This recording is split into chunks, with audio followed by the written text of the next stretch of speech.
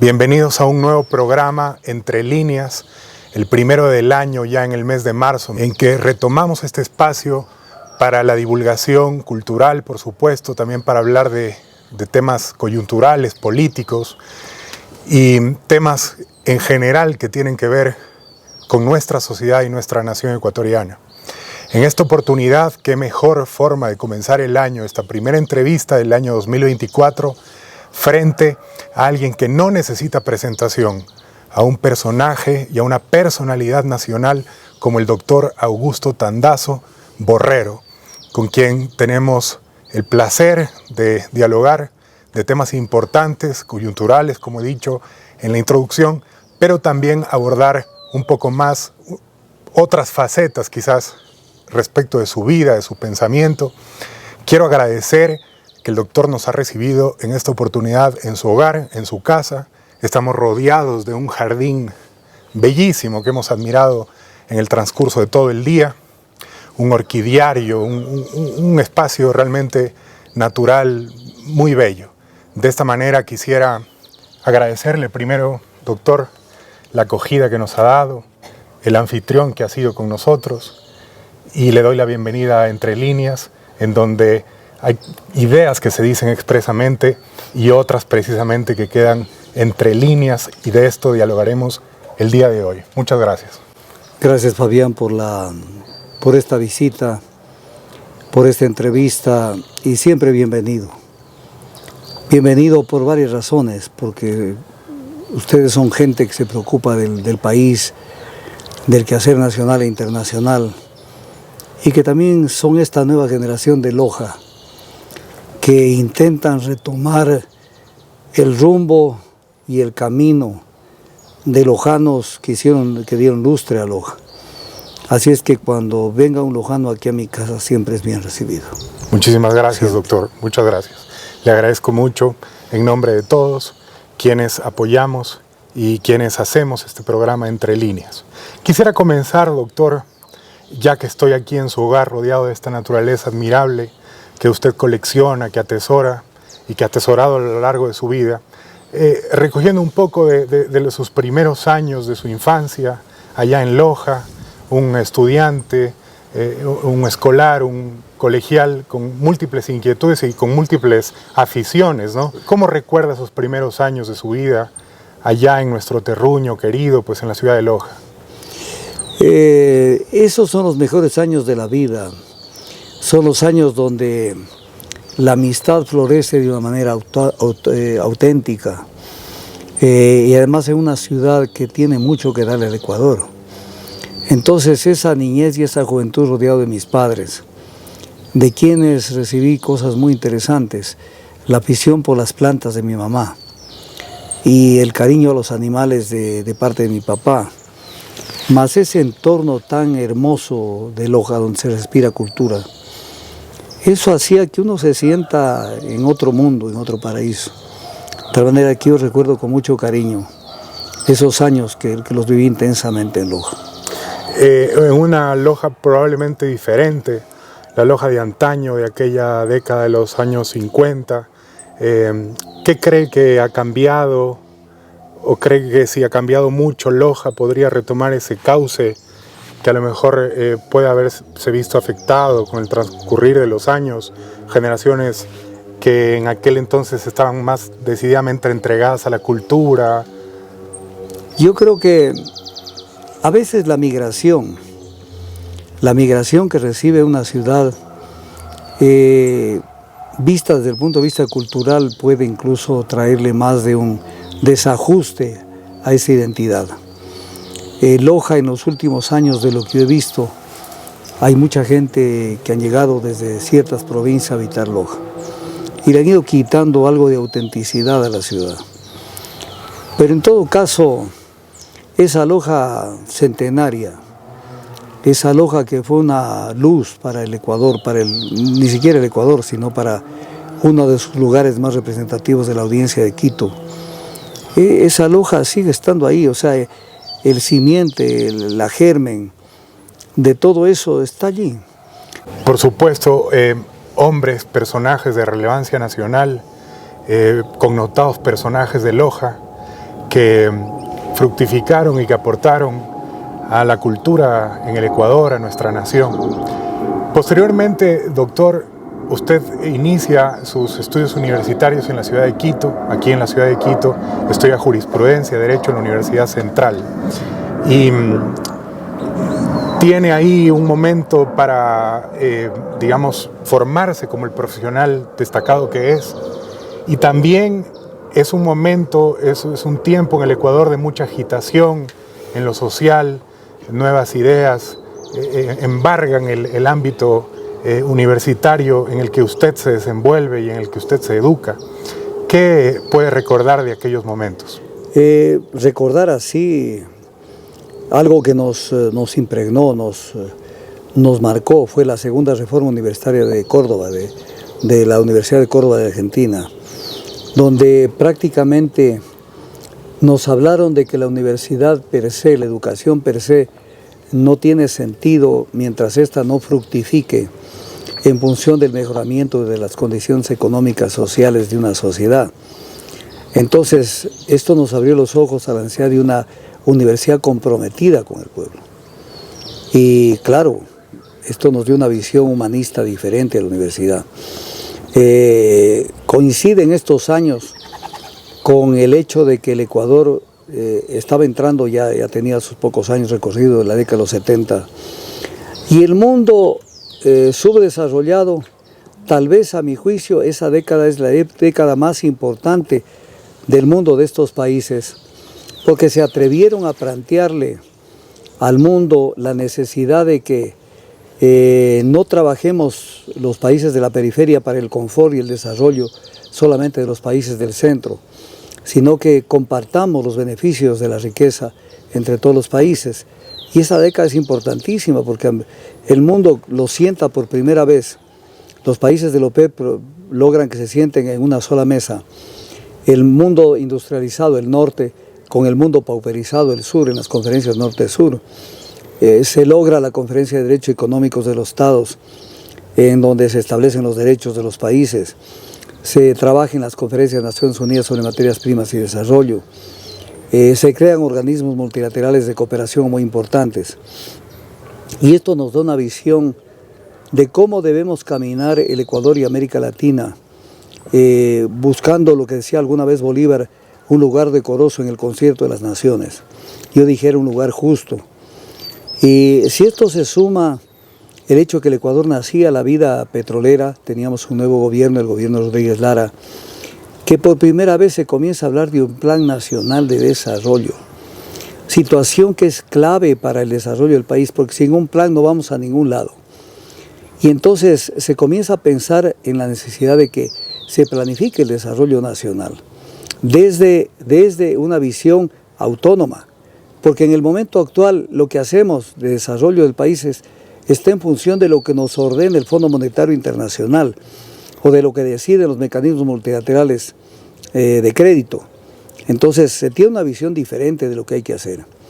De tal manera de que ahí se da un hecho importante. Yo comenzaba a dar mis pininos y me invitan a hacer una investigación de la legislación petrolera ecuatoriana y minera desde la época de la colonia, aunque el Ecuador todavía no existía.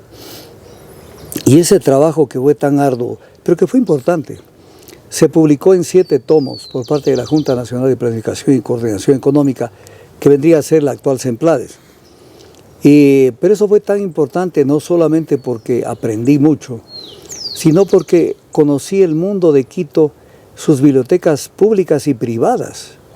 Y entonces me di cuenta que, por ejemplo, mucha de la riqueza que tienen estas bibliotecas no son visitadas, la gente no va a ver.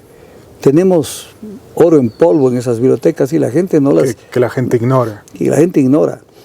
Y claro, luego ya viene mi vinculación al Ministerio de Recursos Naturales y Energéticos, donde se dieron cuenta que podía servir para algo.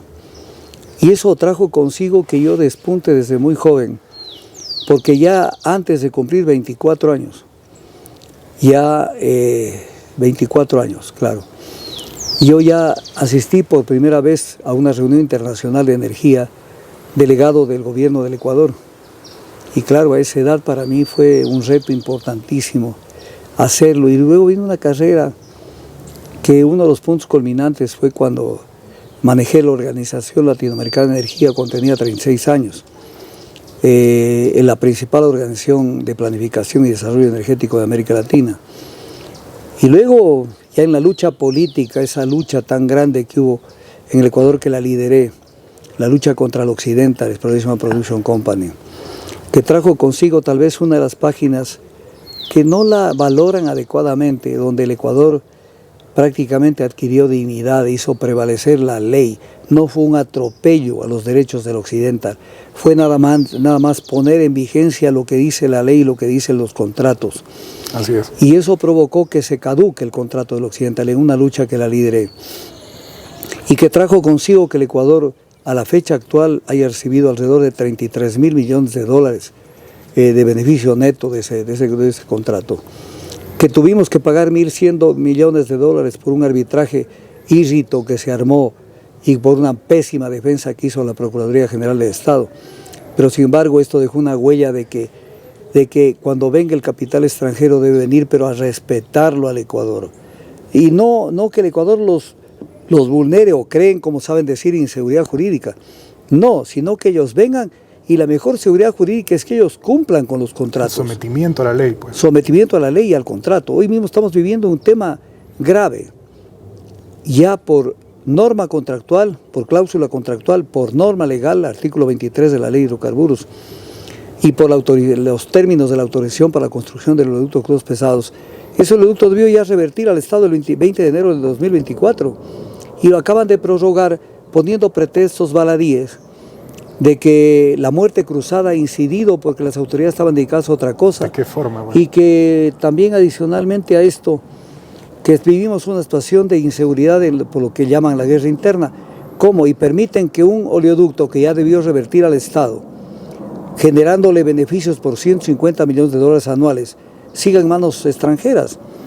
Entonces, todavía la lucha está ahí enterita para seguir librándola, en defensa de los intereses nacionales, sin perseguir a nadie, sin perseguir a ninguna empresa, porque sí, sino haciendo que prevalezca el interés nacional y que se cumpla lo pactado. Entonces, en esa corriente nacionalista pura, no de un chauvinismo barato, de un falso es que yo entro y no he perdido esa hoja de ruta, ese hilo conductor de por dónde debemos movernos. Pero sí, en este tema del tema universitario, añorar esos años anteriores y ver que tenemos una universidad muy poco comprometida con el conocimiento, no solamente con la praxis, sino con el conocimiento de la realidad nacional e internacional. Aquí pasa de todo y las universidades no se enteran de lo que ha sucedido en el Ecuador. Entonces cuando uno termina de ver eso, dice, ¿en qué están las universidades? Porque además hay un tema de fondo en esto de las universidades. Las universidades públicas son financiadas por el Estado. Y parte de las universidades particulares, algunas tienen subvenciones del Estado. Pero viene la pregunta final, ¿estamos formando profesionales solamente para que hagan uso de su formación en términos de la defensa de sus intereses privados, particulares? O sea, no se forma profesionales que tengan un sentido de patria, que tengan una característica en sus actos que estén marcada en el civismo, en la ética. Entonces tenemos que retomar los viejos caminos. Siempre a veces es bueno volver a arrancar y volver a reenrumbarse, porque no podemos entender un país que no tenga una universidad que esté al servicio del país, que esté al servicio del pueblo. Por ejemplo, que en el tema educativo es importante lo que se imparte, no solamente lo tecnológico, nos estamos confundiendo. Yo no podría jamás decir que ha sido malo la construcción de las escuelas del milenio que se hizo en el gobierno de Correa, pero eso no es suficiente, porque no eso basta. Es tecnología. Pero ahora, la transmisión del conocimiento y ese conocimiento que tiene que tener un contenido humanista, ese conocimiento hay que poner atención y para eso a veces no solamente hay que pensar en esa tecnología y también en el contenido del conocimiento, sino también en quienes van a impartir el conocimiento. Por supuesto. No nos hemos preocupado de formar profesores. Entonces tenemos los profesores que repiten una una actividad docente que no es una actividad liberadora. Si tuviéramos como norte en lo que es la educación, el principio más grande que han tenido los países que mayor desarrollo han llegado a tener, que es enseñar a la gente que aprenda a pensar por sí mismo. Así es. Porque el momento que la gente despierta y abre el intelecto para pensar por sí mismo, entonces aparece por generación espontánea la creatividad. Entonces necesitamos nuevas universidades, necesitamos obviamente gente que entienda la problemática y que entienda también en qué mundo estamos viviendo. Pues es un mundo donde un grupo de vampiros se nutre de la sangre de los demás que cohabitamos la tierra. Tenemos que volver a plantearnos lo que nos planteamos en la década de los 70, las conferencias norte-sur, volverle a decir al mundo, con esa división internacional del trabajo, no vamos a ningún lado. Porque la gran aspiración que ya hemos aceptado en América Latina y en el Ecuador es mejorar la producción, mejorar la productividad e incrementar la producción. Eso no nos lleva a ningún lado. No nos lleva a ningún, porque no hay valor agregado. Por supuesto. Entonces tenemos que ir mejorando esos conceptos para no solamente quedarnos en cuestiones que no permiten que el Ecuador camine y América Latina camine de mejor manera. América Latina perdió el rumbo desde hace por lo menos 30 años. Lo perdió el rumbo y no lo ha vuelto a recuperar. Cuando vemos reuniones presidenciales, me recuerda ese viejo principio que dice, hay que estar unidos no para estar juntos, sino para hacer cosas juntos. O sea, hay que estar unidos para armar un plan de acción y en base a eso caminar, pero se reúnen para la toma de la foto y entonces no pasó nada, porque ¿cuántos años tuvimos UNASUR?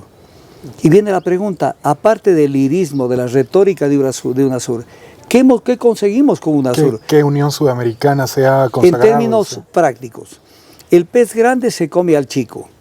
Si el Ecuador se descuida, se lo traga Brasil. Si el Ecuador se descuida, se lo traga Colombia. Si el Ecuador se descuida, se lo traga cualquier país. Entonces tenemos que ir a un nuevo tipo de relacionamiento, que no sea solamente el lirismo, la unidad por la unidad, sino a dónde vamos. No solamente ese perogrullo repitiendo ideas fáciles, ideas conocidas por todos. También en aras de que, doctor, la universidad pueda volver a ser ese ambiente transformador de nuestra realidad, que el conocimiento y que el debate de las ideas, del pensamiento crítico al que usted llama, nos permita transformar la realidad, que la universidad incida y tome un papel protagónico en esa transformación. Se instaura el gobierno del general Rodríguez Lara, que iniciaba un proceso nacionalista en el Ecuador, y creo que eso es el mejor legado que el general pudo dejar para el Ecuador, ¿verdad? Usted de esa formación luego lleva más adelante, lleva a cabo una lucha, digamos, jurídica, que usted ha señalado, que yo quisiera resaltar como una lucha patriótica. Yo era estudiante, joven estudiante universitario. Nosotros en las aulas de Derecho estudiamos su tesis, revisamos lo que usted estaba haciendo en favor del Estado ecuatoriano y fue realmente, digamos, un capítulo de dignidad, un capítulo brillante en su vida profesional y para un legado para el Ecuador, ¿verdad? Luego de toda esta etapa, de todo este periodo nacional en el que se ha explotado el petróleo, ¿por qué, doctor, no hemos podido salir de la pobreza en medio de una tierra tan rica? ¿Por qué la exclusión se ha mantenido? ¿Por qué el petróleo no fue la varita mágica, la solución a todos los problemas, a todo lo que hoy todavía vive el Ecuador en términos educativos, de formación social de la nación ecuatoriana? A ver, la pregunta es excelentemente pertinente,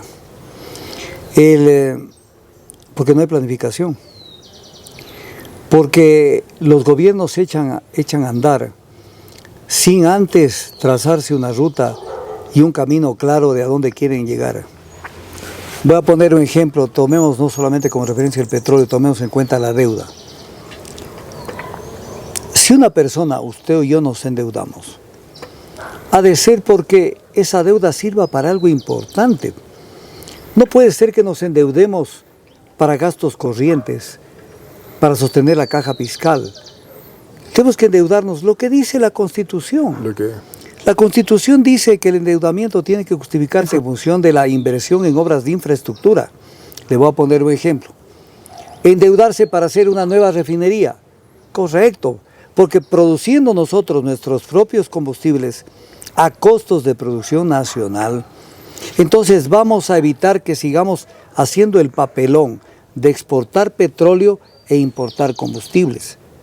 Entonces, eso hay que hacerlo. Entonces, si usted me dice, hemos invertido en esto, y esto ha provocado cambios sustanciales en los patrones, en lo que se dice la matriz productiva, que no se la ha tocado a profundidad. Entonces está justificado todo lo que se haya, incluso con el recurso petrolero. Claro. Pero si esto no se lo hace, entonces todo se va, perdón la palabra un poco grosera, se va por el caño. Se va por el caño porque no estamos pensando en cómo apuntalar la economía. Una economía, voy a poner un ejemplo ya de la economía en sí. Un país, si no crea un periodo de acumulación de capitales, no crea lo que decía Myrdal, Premio Nobel de Economía de Suecia, el ahorro interno para romper el círculo vicioso de la miseria, no va a ningún lado. Claro. No va a ningún lado. Ejemplo, hemos tenido petróleo. El primer intento serio que se hizo, ya avanzada esta época, de utilizar el petróleo para algo importante fue cuando se dicta la ley del FEISEG, en donde se decía que todo el petróleo que estaba produciendo el campo del occidental, que son 100.000 barriles diarios de petróleo, que es harto dinero, que no debía ir directo a las arcas fiscales para que se licúe con cualquier tipo de gastos que se hagan, sino que debía servir mediante ley, por eso dictó la ley, que sirva para el desarrollo del Ecuador, con proyectos que están determinados en la ley, en el artículo 3. Vino el gobierno y digo, no me gusta la ley, porque quería tener toda la plata para gastarse, no dije para invertir, en lo que quieren. Porque se privilegia la demagogia, se privilegia el populismo antes que la inversión productiva. Botamos abajo uno de los proyectos más serios de capitalización del país. ¿Cómo no tener pero obviamente sin condonaciones abusivas, cómo no tener un buen banco del Estado que les preste a los municipios, pero cobrándoles, no perdonando, sino cobrándoles, para que hagan desarrollo de infraestructura en los gobiernos autónomos centralizados? Por supuesto. ¿Cómo no romper con una cantidad de cosas? Pero no se planifica, porque en el fondo privilegian los intereses particulares. Entonces, si es un gobierno de banqueros, los bancos van a decir, no, me están quitando el business, me están quitando el negocio.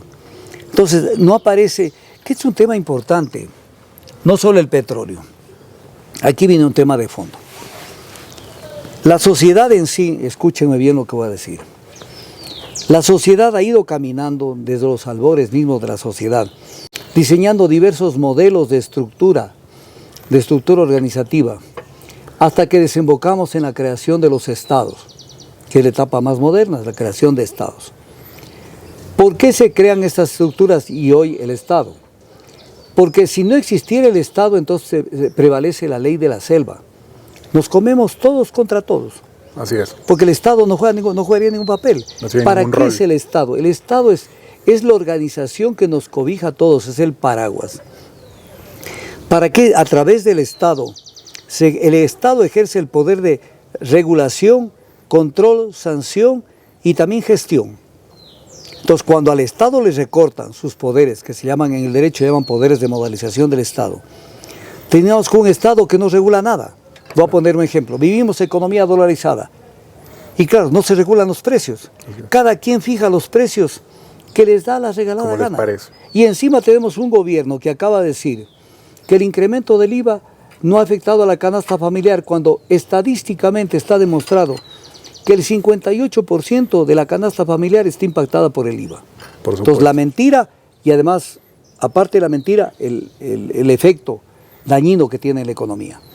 Entonces, tenemos una constitución que en el artículo 339 dice que la inversión nacional será prioritaria frente a la inversión extranjera y que la inversión extranjera será complementaria a la nacional. Ese es el marco respecto a la parte de inversiones. Todo el Ecuador en estos últimos años ha orientado su normativa, que ha venido siendo dictada fundamentalmente privilegiando la inversión extranjera por sobre la inversión nacional. incumpliendo la norma constitucional. Pero ¿por qué es nociva la inversión extranjera? Porque la inversión extranjera viene y succiona el plusvalor de la economía, la renta, los beneficios, y eso sirve para generar desarrollo y confort en otras latitudes del planeta. Y no aquí. Y no aquí. Entonces no es lo mismo que lo hagamos aquí y que los beneficios de esa actividad productiva queden aquí. En ese sentido a veces la gente no me entiende. Yo estoy a favor del empresariado nacional, no en contra. Y tú, empresario nacional, no te das cuenta a dónde quiero llevarlo al Ecuador y decirles, este queso que se llama Ecuador, deberemos comernos los empresarios y los trabajadores ecuatorianos. Pero no puede ser que obras que las pueden hacer los ecuatorianos las hagan empresas extranjeras. Voy a poner un solo ejemplo. La línea de transmisión de que enlaza el Coca-Cola Sinclair con el Sistema Nacional Interconectado, que la construyó Harbin, empresa china. Eso lo pudo haber hecho un consorcio de empresas nacionales y no contratar hacia afuera con una empresa china y que encima la fiscalización de ese proyecto la haga una empresa bielorrusa que no sabía ni dónde estaba parada. Entonces, o sea, estamos entregando la carne del Ecuador a otros países. Ya hasta su control, hasta la fiscalización está en terceras manos. Entonces, ¿cómo no poder entender que no es persecución, no es odio a las empresas transnacionales, sino sensatez? ¿Qué podemos hacer con ellos? ¿Qué no podemos hacer con ellos? ¿Dónde aparece el Estado? Por ejemplo, tenemos los bancos. ¿Quién regula las tasas de interés? El mismo banco. Está puesto a órdenes de ellos. Que está puesto, pero nadie regula las tasas de interés. Entonces, si uno le presenta a un extranjero de cualquier parte del mundo y le dice, verás, en mi país se cobran tasas de interés por emprendimiento hasta del 28%, primero no le creen. Primero no le creen y dicen, no puede ser, no te creo. Esto no va así. Y si uno les dice, aquí están los papeles, dicen, es que no entiendo ese país. Claro. 28% es un robo. Pero hasta, dice la Constitución que la salud es un servicio público. Si es un servicio público, tiene que ser regulado por el Estado. No puede ser que usted entre a un centro de salud, se quede 45 días interno y regrese y tenga que vender su departamento para poder pagar la cuenta de la clínica. ¿Dónde está el Estado que regule las tarifas médicas? Entonces no aparece el Estado. Y de lo que busca es que el Estado no haga nada. Que no haga absolutamente nada. Entonces hay mucho por hacer. Con el dogma de que aparentemente esta desregularización, esta mínima intervención del Estado que plantean los ambientes, los sectores liberales, va a regular los precios en favor de la población. Pero se está demostrando que es todo lo contrario. Es decir, que la canasta básica o que otros servicios, como por ejemplo el de salud, más bien tienden al encarecimiento permanente. Es decir, la autorregulación de los precios no llega sino para beneficio de quienes brindan el servicio, pero a la población de esto no le queda beneficio alguno. Fabián, la pregunta es sumamente importante, porque me permite desarrollar otro tema. En el año 2008 estalla lo que se dio en llamar la peor crisis económica del mundo de los últimos 70 años, entre el 1948, que es la Gran Depresión, y 2008. Estalla la peor crisis económica. Y entonces viene el tema. El mundo se aterra por lo que pasó. Cayeron las bolsas de valores, cayeron los índices de todas las economías. Y el mundo se preocupa en detalle de ver qué hacer con la crisis y qué soluciones darles a la crisis. Eso provoca que inmediatamente se den reuniones a nivel presidencial de los países europeos y se reúnen para discutir la crisis, las causas, los efectos, las soluciones. Los países asiáticos también hacen lo mismo, se reúnen, y los países del Consejo de Cooperación del Golfo también hacen lo mismo. Y es toda una serie de reuniones. Para poner un ejemplo, Europa se reunió 4 veces a nivel presidencial,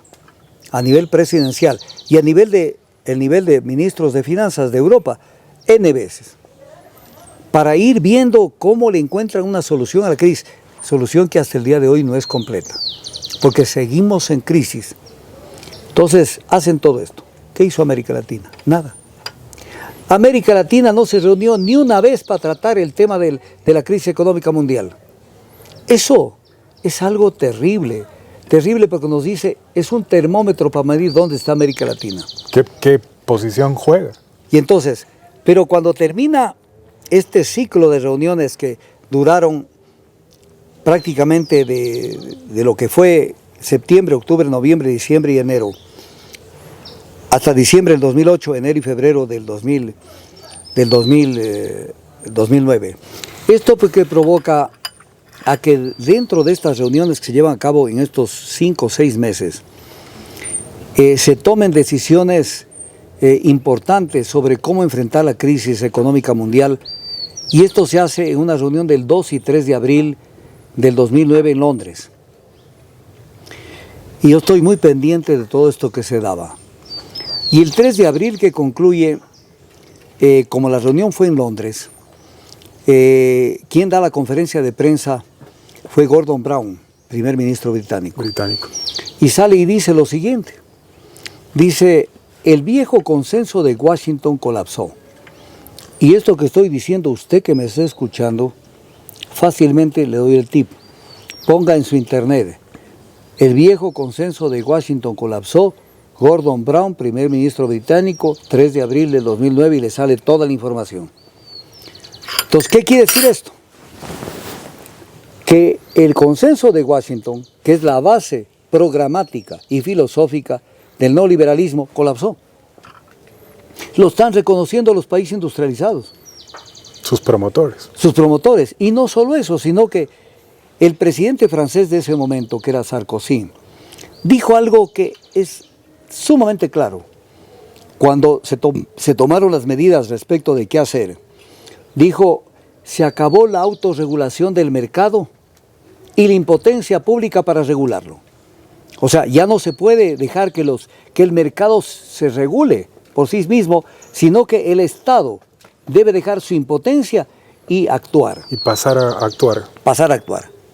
Esto es clave. ¿Qué quiere decir? Que el modelo neoliberal colapsó y que eso lo reconocieron los países industrializados. Pero viene un tema. ¿En qué se convirtió el neoliberalismo de ahí para adelante hasta la fecha de hoy, que estamos en marzo del 2024? Se convirtió en un recetario casa afuera de los países industrializados. Nosotros, los países de la periferia, somos ahora quienes defendemos esto. Nos hacen creer que el neoliberalismo está vigente para nosotros, para explotarnos, pero ya no está vigente para ellos. Ya no está vigente para ellos. Es decir, la dogmática ahora es criolla, los defensores criollos son los que... Claro, aparecen aquí los defensores criollos, claro, ante una masa ecuatoriana y ante unas universidades que no aterrizan en la realidad. Y más o menos le dicen, es que esto es lo que tiene que ponerse en vigencia. Esto ya no existe en Europa ni en Estados Unidos. Así es. Ya no existe. Entonces, mientras esto se da, uno dice, ¿qué es lo que está pasando con el Ecuador y con América Latina? Primero, nos tuvimos en la reunión. Y aquí viene un tema que le voy a poner los puntos sobre las IES. Europa, por ejemplo, son 27 países. ¿Cuáles eran los 4 países líderes de Europa en esta materia? Eran Reino Unido, la Gran Bretaña, Italia, Francia y Alemania, 4 países. Y ellos lideran, pero ellos tienen la responsabilidad y tienen también el tino de manejar esto en consenso con todos los países, no solamente con los grandes, sino con los chiquitos. Grecia, Portugal. Por supuesto. Y llegan a definir una posición común de Europa, como bloque. ¿Quiénes eran nuestros representantes al grupo de los 20? Eran México, Brasil y Argentina. Viene la pregunta, yo pongo los dedos sobre las IES porque yo soy así. México, ni Brasil, ni Argentina nos convocaron a América Latina para que discutamos en conjunto cuál sería nuestra posición frente a la crisis económica mundial. Entonces, doble situación. Por un lado, 3 países que nos vieron la cara, México, Brasil y Argentina, y el resto de países de América Latina que no entendieron que si ellos no nos convocaban teníamos que obligarles a que nos convoquen y a que nos reunamos a discutir qué hacer con la crisis económica mundial, porque no podemos seguir siendo objetos de la historia, debemos ser sujetos de la historia, no podemos solamente ser consumistas de lo que deciden otras partes del mundo. Entonces ahí está un ejemplo claro de lo que es América Latina. ¿Y quiénes manejaban América Latina en la época de la crisis económica mundial? Estaba Correa, estaba Lula, estaba Chávez, estaba Kirchner, estaba Evo Morales. ¿Y dónde estuvieron? Y nos hablan de la unidad latinoamericana y la UNASUR y no sé qué. ¿Y dónde estuvieron para convocarnos para que todos los países digan esto me gusta y esto no me gusta? El poco compromiso, por ejemplo, de estos 3 países de peso continental, regional, el poco compromiso que tienen con la confraternidad y con la Unión Latinoamericana, de la que tanto se habla en conferencias y en salones, ¿verdad? Claro, pero Fabián, si usted busca alguna tesis por allí, de algún estudiante que se ha puesto a hacer una tesis sobre la integración latinoamericana, por poner un ejemplo, va a hacer una tesis en la Luna, sobre parámetros que no existen, la unidad latinoamericana. Los temas donde las papas queman, en esos América Latina no está. Voy a poner ejemplos así al tiro. ¿Qué es lo que pesa sobre, casi es como una carga pesada que no nos va a permitir, como a un avión, que no le va a permitir decolar y arrancar? La División Internacional del Trabajo. Así es. Hoy cada día estamos preocupados. Antes solamente exportábamos cacao, después banano, después sumamos camarón, después piña, después palma africana. Pero seguimos como estamos.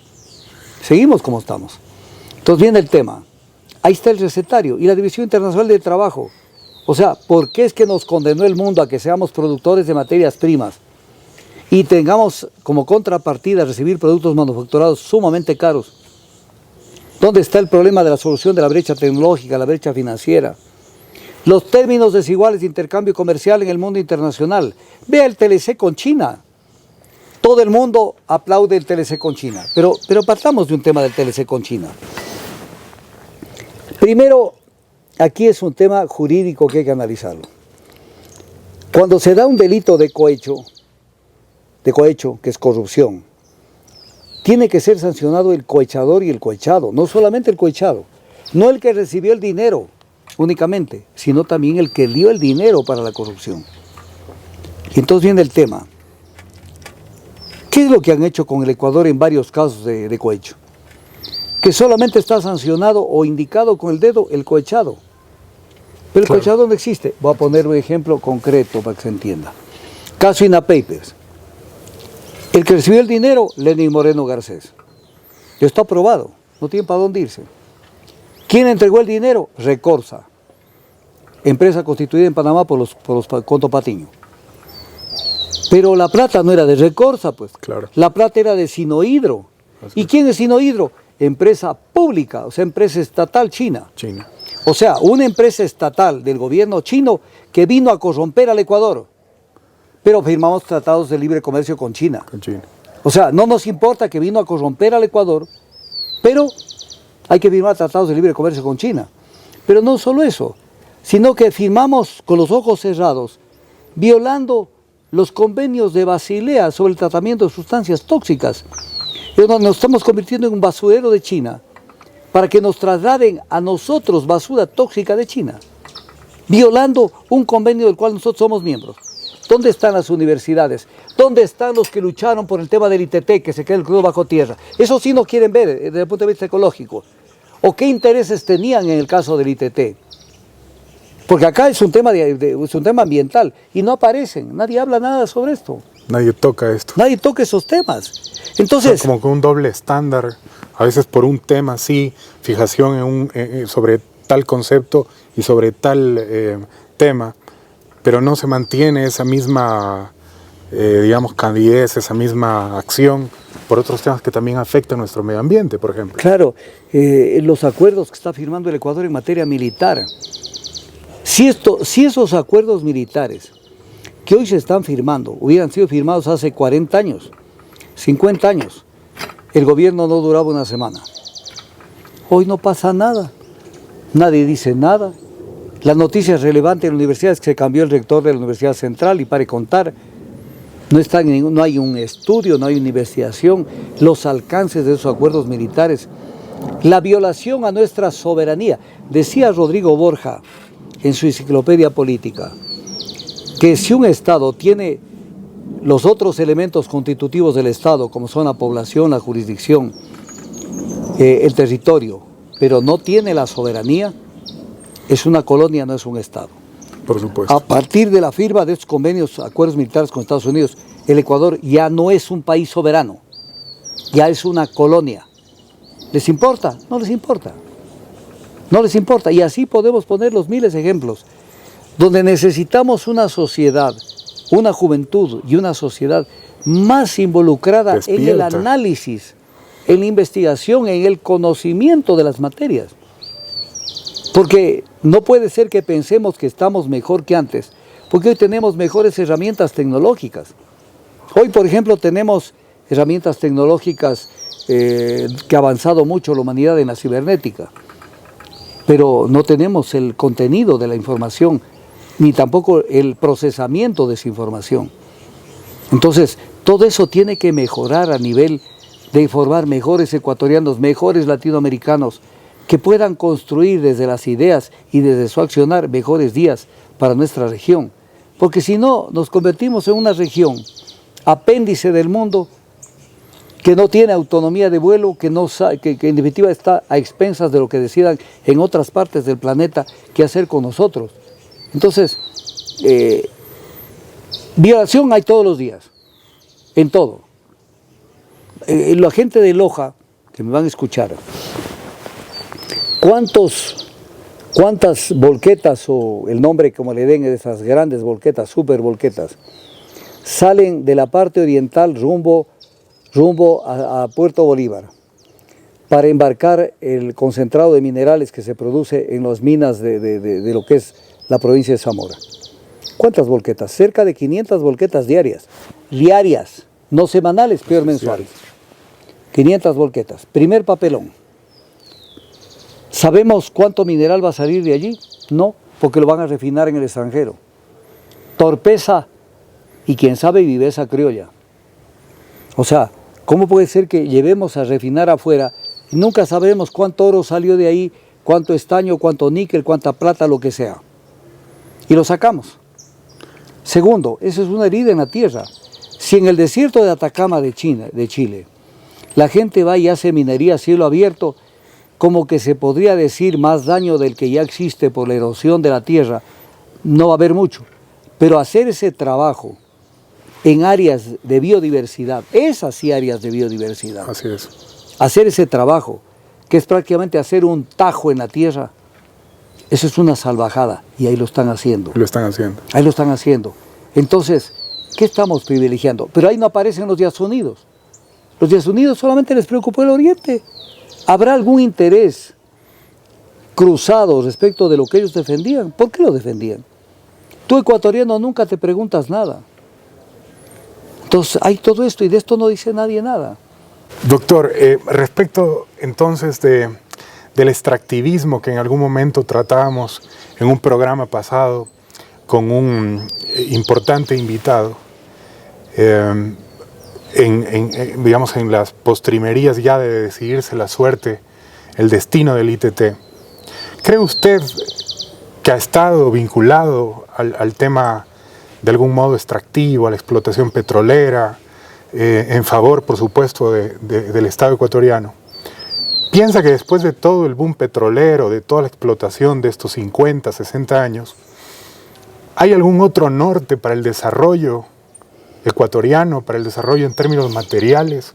¿O es que el Ecuador tiene, desde su mirada, desde su óptica profesional, tiene una alternativa al desarrollismo también en aras de procurar lo que usted examina, que es tener mejores profesionales, mejores ciudadanos, que el Ecuador le hace falta ciudadanos más empoderados, ciudadanos con una mirada más crítica?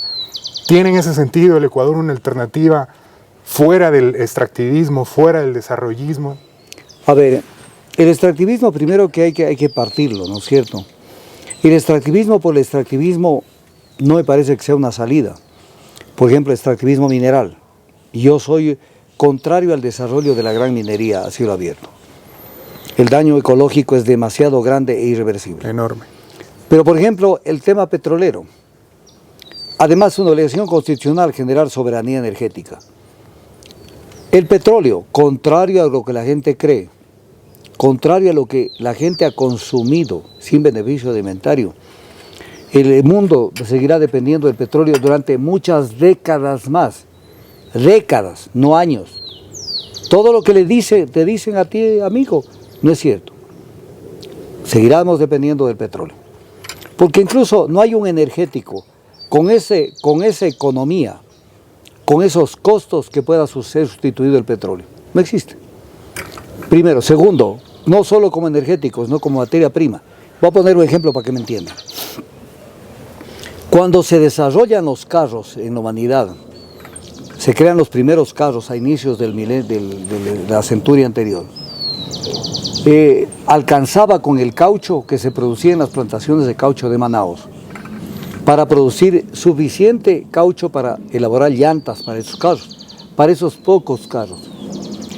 En este momento, las llantas se producen a partir del petróleo. ¿De dónde podríamos sacar plantaciones de caucho para poder sustituir las llantas de todo el mundo? Atender de ninguna parte. La demanda. Tendríamos que decir, señores, tenemos que volver a caminar o a lomo de mula, o a lomo de caballo, o a pie. Así de sencillo, así de sencillo. Entonces no es un tema de mi divorcio.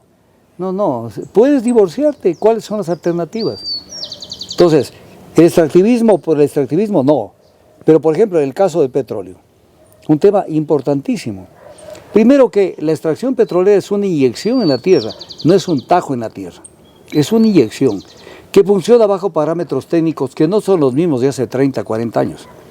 Hoy la extracción petrolera se hace bajo otras condiciones técnicas, donde el daño ambiental es mínimo. Es mínimo. Segundo, la gente tiene una confusión. Si dejáramos de explotar el ITT, para poner un ejemplo, los que están prendiendo un automotor en este momento en el cantón Macará o en el cantón Paltas de la provincia de Loja, están contaminando el Ecuador independientemente de que el combustible que están utilizando para el motor de combustión sea ese combustible haya provenido de la refinación del petróleo del ITT. Porque el 70% de los combustibles que se consumen en el Ecuador son importados.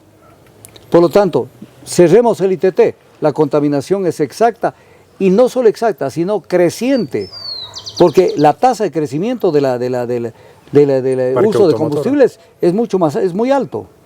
Entonces, te vendieron una idea cambiada, que tú, votando a favor de que el crudo del ITT quede bajo tierra, resolvías el problema ambiental. No es cierto. No es cierto, te engañaron. Segundo, te tomaron del pelo en una cosa, porque esa consulta, de acuerdo a la norma constitucional, artículo 57, numeral 7 de la Constitución, esa consulta tenía que hacerse a las comunidades, comunas, pueblos y nacionalidades, en cuyas tierras se encuentran esos recursos. No le consultaron solamente, como debían haberlo hecho, a la provincia y a los cantones donde estaba el ITT. Le consultaron a todo el Ecuador. Entonces viene la pregunta, ¿y por qué le consultaron solo a determinados sectores de la provincia de Pichincha sobre la consulta medioambiental del Choco Andino? Claro. ¿Por qué en un momento la Corte Constitucional dijo aquí consulten y el otro dijo a todo el Ecuador? A todo el Ecuador. Violación constitucional en la consulta. Violación constitucional en la consulta. Tercera cuestión. El gobierno no toma en cuenta que ya el 5 de febrero del 2023 se le consultó al país sobre si se aprueba o no la extradición de ecuatorianos. Y el pueblo dijo que no. Pero sin embargo, al año aparecen nuevamente con la misma pregunta, que es sobre lo mismo, que le cambian 2, 3 palabras, en el fondo es lo mismo, por dar gusto a los gringos. Pero viene el tema, entonces ahí dicen, es que podemos volver a consultar. Pero en el caso del ITT dice, no podemos volver a consultar porque el pueblo ya se pronunció. O sea, doble rasero. En unos casos sí vuelvo a consultar, en otros lados no vuelvo a consultar. Entonces, ¿quiénes van a chupar esto? Es la economía. Porque no tener energía, todas las sociedades del mundo, todas funcionan con energía. Más o menos desde que el ser humano ya adquirió un cierto avance y un cierto desarrollo en la vida. Comenzando por la leña, luego por otros minerales, el carbón, el petróleo, la electricidad.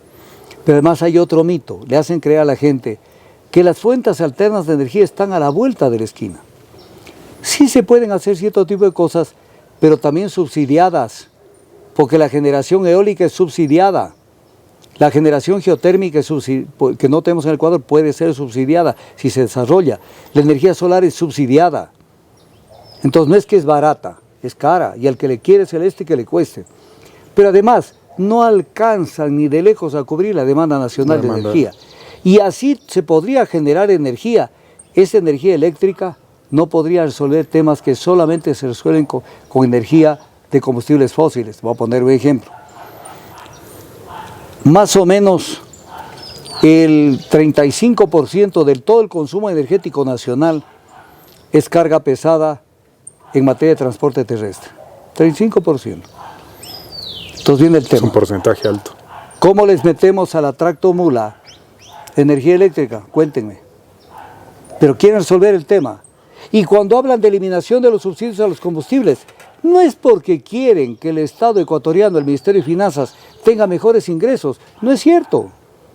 Lo que quieren es liberar los precios de los combustibles dentro del Ecuador a nivel de precios internacionales para que puedan invitar a las transnacionales a hacerse cargo de las refinerías, para que tengan un negocio redondo y puedan decir, yo produzco combustibles y me los tienen que comprar el Ecuador a precios internacionales, producidos dentro del Ecuador.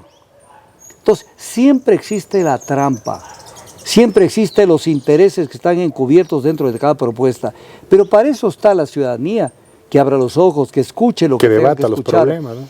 Y adicionalmente las universidades, que son chicos silencios, no hablan nada sobre esto, y que además a veces repiten como loros lo que escuchan, como loros. Voy a poner otro ejemplo. Protocolo de Kioto para control de gases de efecto invernadero. Fracaso total.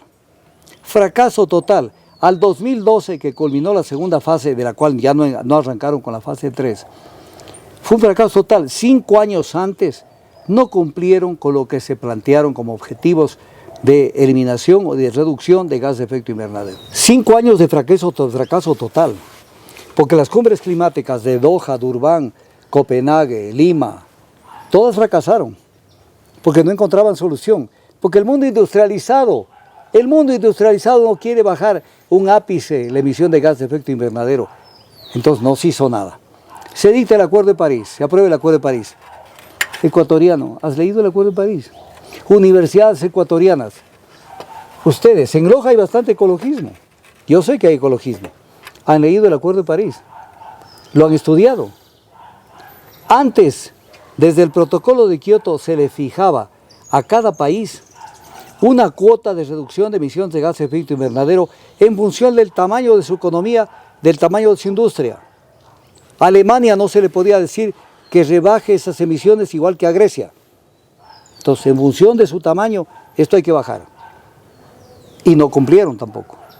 ¿Cuál es el contenido del Acuerdo de París de momento? Que cada país presente cuál sería su plan de reducciones, ya no sujeto a un análisis global, sino yo creo que yo debo reducir esto. Ya es un tema voluntario. Casi una reducción a la carta. A la carta. Y cuando uno dice, ¿y cuál sería? Porque antes habían las multas. Si no se cumplía, pague una multa. Entonces, ahora, ¿cuál sería el castigo? Nada. No. Solamente dice que sería avergonzar al país que no cumple con su compromiso. Primero, el compromiso no es ni de lejos lo que realmente tiene que reducir. Claro. Ni de lejos. Y segundo, ¿qué le importa a un país el que lo avergüence? Ser avergonzado. Voy a poner un ejemplo. Después de China, el país que más contamina el planeta es Estados Unidos. Estados Unidos nunca ratificó el protocolo de Kioto, nunca fue parte del protocolo de Kioto, ni es parte del Acuerdo de París. El segundo país más contaminante del mundo. Pero sin embargo teníamos una oleada de gringos que venían acá al Ecuador, Glenn Close, Angelina Jolie, Leonardo DiCaprio y así, a enseñarnos, a exhortarnos a defenderla. Que dejemos de explotar el ITT. ¿Y por qué no iban a hablar con las autoridades norteamericanas? Para dos cosas. La primera, para que entren a adquirir compromisos ambientales dentro de la comunidad internacional, que no lo hicieron. Y segundo, por ejemplo, a manera de ejemplo, marzo del 2010, el presidente Barack Obama rompió la moratoria petrolera en Alaska y en Costa de Virginia, ¿Qué quiere decir rompió la moratoria petrolera? Que abrió las puertas para que haya, de una manera pero brutal, la extracción petrolera de esas zonas. Y venían los gringos acá a darnos clases de ecologismo. En vez de ir a decir a Obama, oiga señor, no puede entrar a Alaska. Alaska ya lo destruyeron. Y entonces, ¿dónde está el Ecuador pensante? O se deja sorprender por 2 o 3 avivatos que salen a los medios y lo sorprenden a la gente y le confunden. Entonces hay mucho por hablar en todos los órdenes de la actividad humana, técnica, jurídica, económica, social, política, cultural, todo. Pero necesitamos que despertemos. Despertar ante la demanda de los nuevos tiempos. Claro, y encontrar soluciones para todo. Estamos mal porque definitivamente no entendemos los problemas, la razón de esos problemas, las soluciones de esos problemas. No los entendemos. Y entonces, con eso no vamos a ningún lado. A propósito, doctor, mencionábamos aquel gobierno del general Guillermo Rodríguez Lara.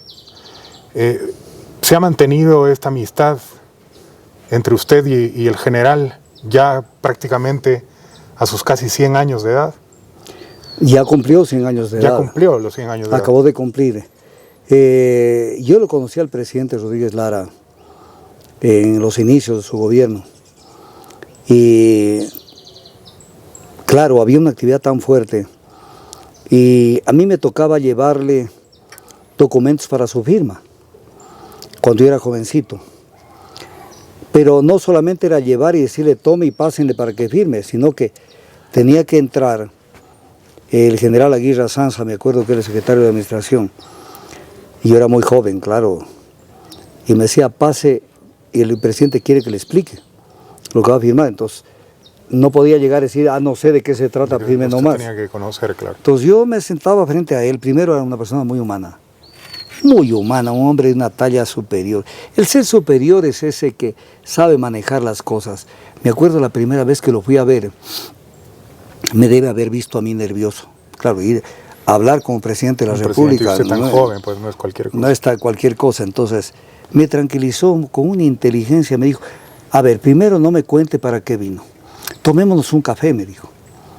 Claro, un hombre tan inteligente dijo... Que supo ver esto. Claro, entonces dijo, yo a esta persona tengo que darle... A este joven darle calma. Darle calma para que me explique. Entonces, yo cuando dijo, tomemos un café, dije, me trató como hijo. Y explíqueme, entonces le expliqué en detalle, porque yo estaba en los temas, no era con pasapapeles. Claro. Entonces le mostré. Dijo, perfecto, todo lo que me ha indicado. Me firmó. Y después me dijo, salúdele a Gustavo Jarrín Ampudi, el ministro. Y dígale que cuántas veces necesita algo que venga con que usted me traiga. Usted sabe explicar muy bien. Y usted me lo ha explicado muy bien. Muy bien. Entonces yo le cogí un cariño enorme, ¿no? Aparte que yo era un admirador de lo que se hacía en ese gobierno. Que dicho de paso vale la pena decir algo. Que fue un buen gobierno en la historia del Ecuador. Fue un buen gobierno y además un gobierno que lo desprestigiaban. ¿Por qué lo desprestigiaban al gobierno? Porque un gobierno, no digamos militar, porque no había persecución, pero un gobierno fuerte, no existen los palanqueos, no existen las presiones regionales. Primero me haces esto aunque el resto del país se muera, claro. Como pasa hoy. Hoy tenemos en Guayaquil el mayor parque de América del Sur, el parque Los Amanes. Los Amanes. Más grande que el Central Park de Nueva York, mientras no hay agua de irrigación en la provincia de Loja.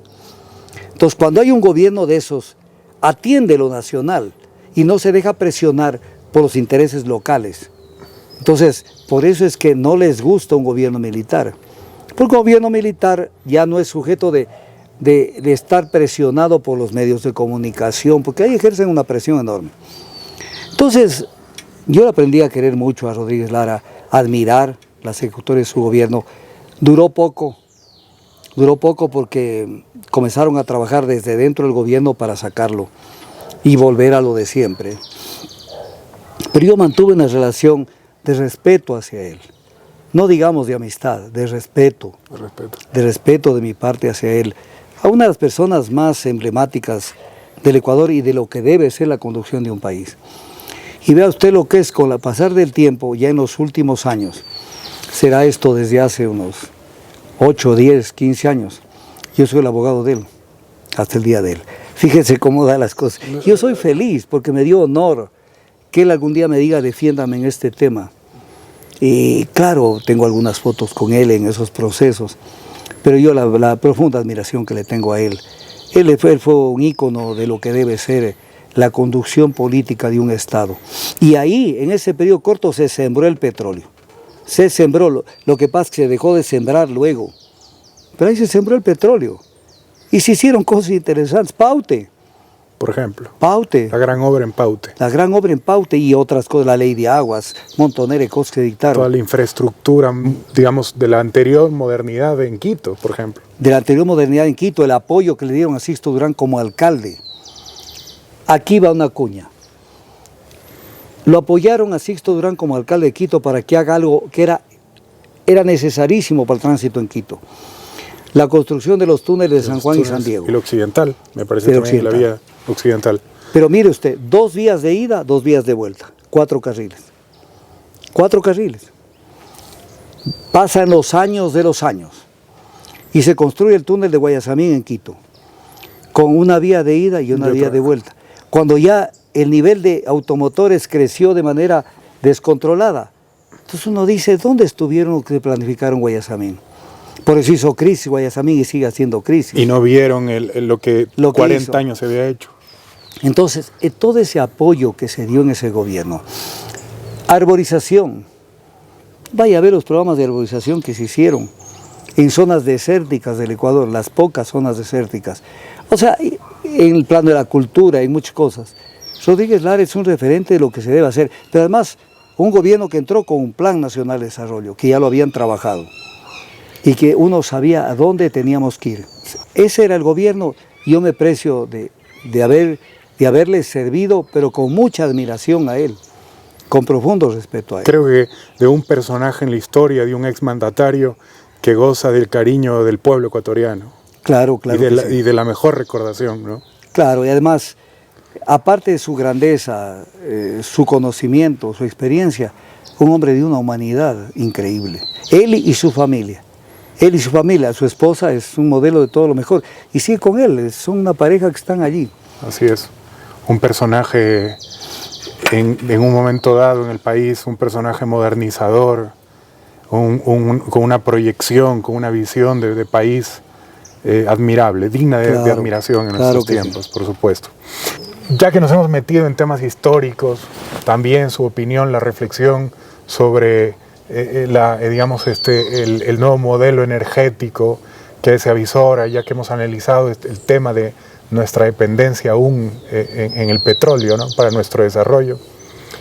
Pasemos ahora sí a la política, a la coyuntura política, pero con miras a un futuro, quizás a un futuro a mediano, largo plazo. ¿Cómo ve en este momento al país? ¿Qué usted avisora en la política? ¿Hacia dónde vamos? En aras, por ejemplo, de soñar con un gobierno como el del general Rodríguez Lara, un gobierno edificador, cómo salimos de la encrucijada de inseguridad, de violencia que vivimos, cómo salimos de este problema de la crisis económica, de la falta de crecimiento económico en el Ecuador. A ver, ¿cómo salir? Primero con la verdad, no con la mentira, porque la mentira se ha vuelto la herramienta de la política ecuatoriana para confundir al que es y al que no es. Entonces, tenemos que enfrentarlo al país con la verdad, dar soluciones concretas, pero no mentirle, no mentirle. Voy a poner un ejemplo. Todo el mundo habla de la crisis de la seguridad social, pero ¿cómo no va a haber crisis de la seguridad social aparte de las causas que se vienen arrastrando del problema? Si tenemos cosas que conspiran contra la seguridad social, como por ejemplo, el gobierno no paga lo que debe pagar por norma constitucional. La Constitución establece que el Estado tiene que contribuir con el Seguro Social. Entonces no pagan. Pero es más grave todavía. Así es. Porque la Asamblea Nacional conoce lo que le manda el presidente por cuerda separada, la proforma del presupuesto del Estado para el 2024. Lee la proforma del presupuesto del Estado y no está allí lo que el Estado, el gobierno debe pagar al Seguro Social por contribución. O sea, de entrada es la prueba evidente de que no va a cumplir con la Constitución y que va de alguna manera a afectar y a agravar la crisis de la seguridad social. Entonces, como decía alguna vez en un título de un libro, García Márquez, crónica de una muerte anunciada, crónica de un descalabro del seguro social anunciado. Primera cosa. Segundo, ¿cómo se resuelve el problema de la crisis? Con más empleo, la crisis del seguro social. Porque mientras más aportantes hay, entonces hay dinero para salud y para pensionistas. Pero según datos del mismo Estado, del mismo gobierno, entre enero y marzo se han desafiliado 83,000 personas de la seguridad social. Eso es un golpe artero, es un golpe grave al tema de la seguridad social. Entonces, pero mientras tanto, el presidente Noboa le dice a todo el Ecuador, no, más bien hemos generado más plazas de trabajo. ¿Y dónde se han incrementado los afiliados? 55,000 nuevos empleos. Ahí. Sí, pero 50,000 nuevos empleos. Entonces, la pregunta es, 50,000 nuevos empleos que no están afiliados al Seguro Social. Porque 80 y pico han salido. Han salido. Entonces, ¿por qué le mienten al Ecuador? ¿Y por qué el Ecuador se deja mentir? Porque aquí hay un tema que es importante. Aquí hay que recordarlo, siempre tenemos que recordarlo a Winston Churchill, primer ministro británico, que dijo, los pueblos se dan los gobiernos que se merecen. Nunca te olvides, pueblo ecuatoriano. Tú eres el que en última instancia decides quién es el que conduce tus destinos. Y generalmente, casi así, pero por arte de no sé qué cosa, te equivocas. Entonces, te dicen una cosa en la campaña, en la práctica es otra, y nadie le pone coto a esto. Y no hay responsabilidad constitucional además en el cumplimiento de los ofrecimientos de campaña, que son un vacío constitucional del 2008 tremendo, digo yo, de Montecristi, ¿no? Pero hay un artículo de la Constitución, que lo he recordado estos días. Dice que el presidente de la República, al momento de su posesión, al momento de la posesión, deberá presentar a la Asamblea Nacional los lineamientos de la política que va a llevar a cabo. Sí, con una especie de plan de desarrollo. El plan de desarrollo. Ustedes revisen de lo que habló Daniel Noboa en su posición, no habló nada de esto. O sea, la Constitución camina por un lado y se maneja de otra manera por otro lado. El presidente, el candidato a presidente, todos los candidatos, por norma norma electoral, tienen que presentar al Consejo Nacional Electoral su plan de trabajo. Igualmente Daniel Noboa presentó su plan de trabajo. Luego presentó el Plan Nacional de Desarrollo y lo aprobó. Él mismo lo aprobó. El plan de trabajo no guarda ninguna relación con el Plan Nacional de Desarrollo. Ahí hay un divorcio. Y el Plan Nacional de Desarrollo no tiene señalado proyectos que se van a ejecutar. Entonces todo es un lirismo. Ejemplo, vamos a mejorar la salud con mayor atención tal. ¿Cómo? El cómo no existe. ¿Cómo? O sea, vamos a mejorar en esto, vamos a incrementar. ¿Cómo? ¿Cuáles son los proyectos? Por ejemplo, vamos a mejorar la provisión de servicios públicos. ¿Cómo? ¿En manos del Estado? ¿En manos privadas? ¿Con inversión extranjera? ¿Con inversión nacional? ¿Cómo? Porque no es lo mismo lo uno que el otro. En el un caso es un perjuicio al Estado, porque no se puede permitir que los servicios públicos de un país se conviertan en negocios. Y eso es lo que ha pasado en el Ecuador. Claro, ejemplo, la gente puede decir, bueno, yo necesito energía eléctrica. Sí, necesitas energía eléctrica, pero que no sea un negocio. Porque si es un negocio, te van a por lo menos subir un 30, 40, 50% los costos de energía eléctrica. Por supuesto. Entonces no es suficiente decir, pero ya voy a tener energía eléctrica, pero ¿a qué costo? Porque esto además va a impactar en la canasta familiar y todo se va a ir para las nubes. Además el presidente Noboa ha ofrecido, creo que fue uno de los principales argumentos de su campaña, ofrecimientos, la reducción del costo de la tarifa eléctrica. No llega. A ver, gracias Fabián por la pregunta.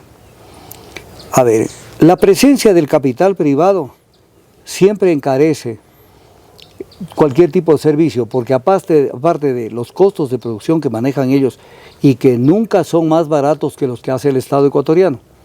Voy a poner un ejemplo por si acá alguien dude. El Petroecuador para producir un barril de petróleo le cuesta $17 el barril, pero a una empresa privada de las que están trabajando en el Ecuador hay que pagarle un promedio de $36 por el mismo barril. ¿Qué es más costoso? ¿Que lo haga la empresa privada o lo haga el Estado? Eso desbarata la tesis de que el Estado es más caro y más ineficiente, es mentira. Pero aparte de esto, de que por el lado de los costos es así, viene el tema de la energía eléctrica. Si lo hace la empresa privada, no solamente que los costos se van a inflar, sino que aparte de eso, hay un tema que es grave. Ellos buscan rentabilidad, buscan utilidad. El servicio público se convierte en un tema de lucro. Entonces, se va a encarecer todo. Por eso prepararon la cama con la ley de competitividad eléctrica que la acaban de dictar hace 2 meses. Prepararon la cama para que todos los nuevos proyectos sean con la empresa transnacional, violentando el espíritu, la filosofía de la Constitución, el artículo 313 y siguientes. Porque el régimen de los sectores estratégicos y servicios públicos funciona bajo un régimen de monopolio. Y dice además que los sectores estratégicos están en función del interés social. ¿Será que están en función del interés social cuando los proyectos eléctricos van a ser ejecutados por el sector privado? Cuando difícilmente la utilidad que ellos proyectan permita una rebaja en los costos de la energía para el pueblo. Claro, pero además hay tantas cosas que hacer. Yo quisiera aquí salirme un poquito del tema, pero también trabajar sobre el mismo tema energético. ¿Qué es un balance energético? Un balance energético no es otra cosa que una radiografía, obviamente como lo tenemos hoy en día con los seres humanos, una tomografía, una radiografía, un chequeo completo del paciente. No pueden abrirlo sin saber cómo está el páncreas, ¿no? Cómo está el corazón, cómo está el hígado, etc. El balance energético es cómo funciona nuestra energía. Entonces, cuando uno ve eso, por poner un ejemplo, es tan alto el consumo de energía para transporte terrestre en carga pesada, que no se necesita ser genios. Es nada más sentarse, ver el balance y decir, esto no puede seguir. Aunque no se haga mañana, ni pasado, ni traspasado, tengo que planificar desde el momento que me siento y decir, tenemos que ir al transporte ferroviario, vía electricidad. No podemos seguir manteniendo esa carga pesada con tanto consumo de combustibles fósiles. Así es. Pero ¿dónde está el plan? Si sale el gobierno para quedar bien con su gente, vamos a ampliar y vamos a crear una autopista Quito-Guayaquil, ¿para qué? ¿Para qué? Entonces, no hay planificación, y una planificación que aterrice en nuestra realidad. Entonces, todo eso hay que tratar de lograrlo, pero desde el conocimiento, no desde la demagogia. Hay temas que son risibles, temas de derecho incluso. Voy a salirme del tema si me permite, Fabián. Por supuesto que sí. En el mundo, no en el Ecuador, en el mundo, hay 2 tipos de conflictos armados. 2, no hay más, 2. Salvo que mañana entremos en guerra con una galaxia. Hay 2 tipos. Conflicto armado internacional, es fuerzas armadas de un país enfrentadas con fuerzas armadas de otro país. O conflicto interno. Conflicto armado internacional o conflicto interno. Pero como la guerra, una guerra, cualquier guerra, trae prácticas deshumanizantes, prácticas terribles que atentan contra derechos, contra una cantidad de cosas. ¿Qué es lo que dice la humanidad? El desarrollo del derecho.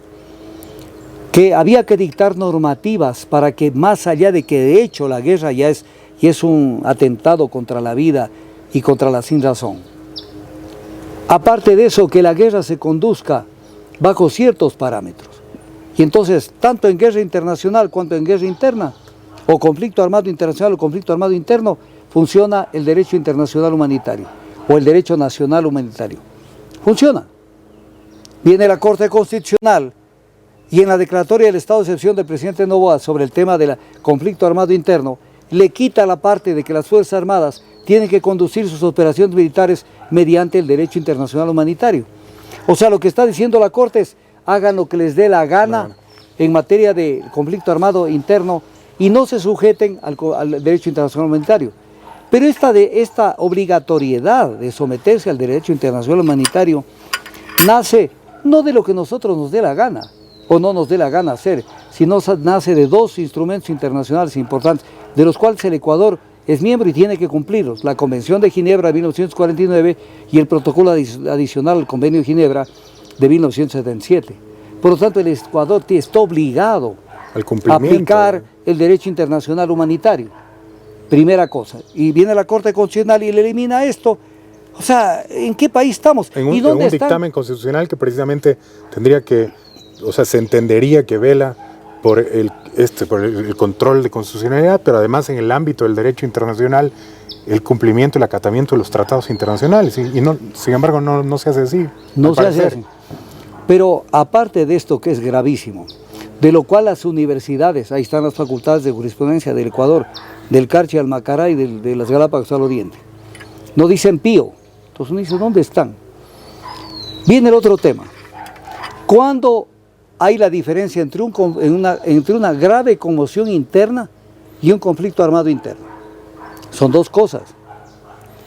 En grave conmoción interna, situaciones de criminalidad, violencia, etc. cosas. Conflicto armado interno, se requiere que dos fuerzas armadas se enfrenten, pero fuerzas armadas regulares, no un grupo que está refugiado en una casa del cantón Yaguachi o en un recinto, no, ejércitos regulares que controlen parte del territorio de un país y que obviamente estén enfrentados con contra la fuerza del gobierno, la fuerza del Estado.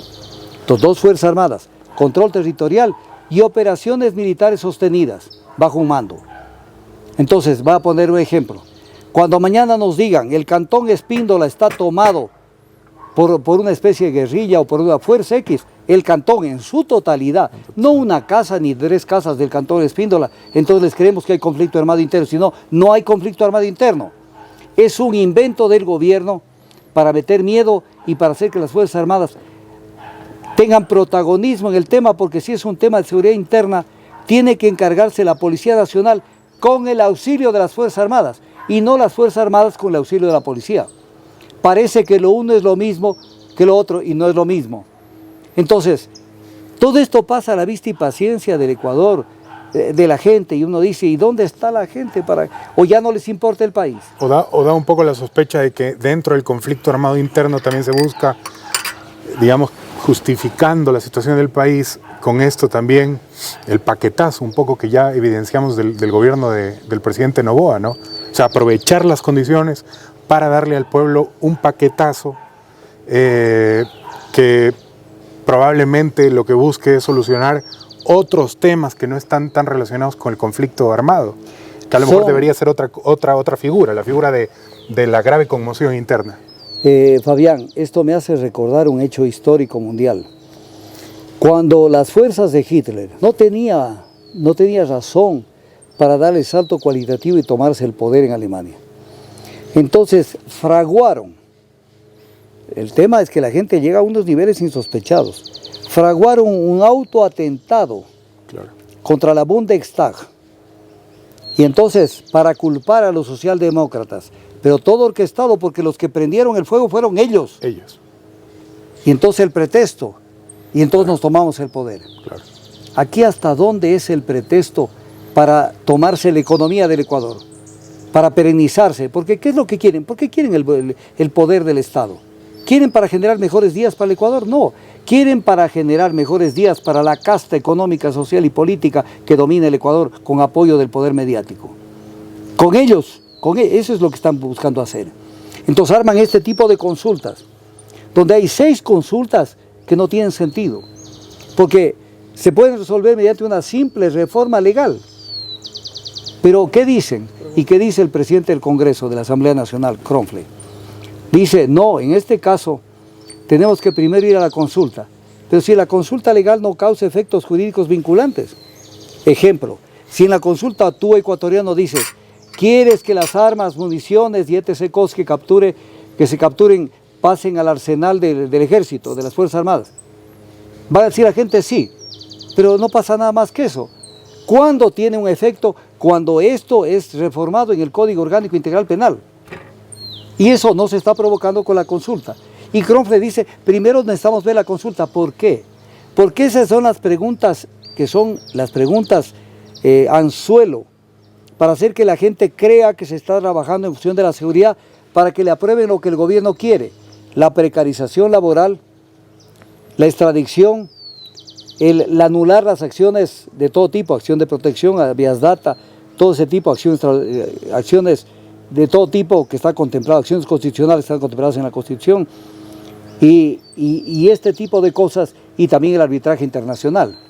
Eso es lo que le interesa, pero el caballo de batalla es la seguridad, para que la gente crea que ahí está haciendo un cambio. No está haciendo ningún cambio, porque igual después de esto tienen que pedir la reforma al Código Orgánico Integral Penal, por lo tanto es una tomadura del pelo.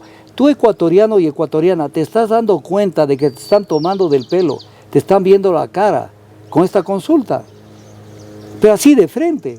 Y entonces, sí necesitamos que la gente mejore su educación política, para que un poco le haga sentir al gobierno de turno, al que sea, que también hay contenido en la mente de la gente, que saben diferenciar cuando viene una reforma o cuando viene algún tema que realmente lo necesita el país y cuando no lo necesita. Entonces en esto nos vamos tomando el tiempo hasta que ellos vean cómo implementan un modelo tramposo basado en la defensa de los intereses grupales, gremiales o del grupo económico al que representa. Que creo que esto podría circunscribirse para mejorar la calidad de la ciudadanía en el Ecuador, elevar, digamos, el nivel de opinión, de debate, de pensamiento crítico en el que creo hemos estado coincidiendo a lo largo de todo este diálogo, es hablar de civismo, necesariamente tener gente más comprometida con el país, quien debate estas ideas, a quien le preocupan es al ciudadano que más se siente o que más siente al país, ¿no?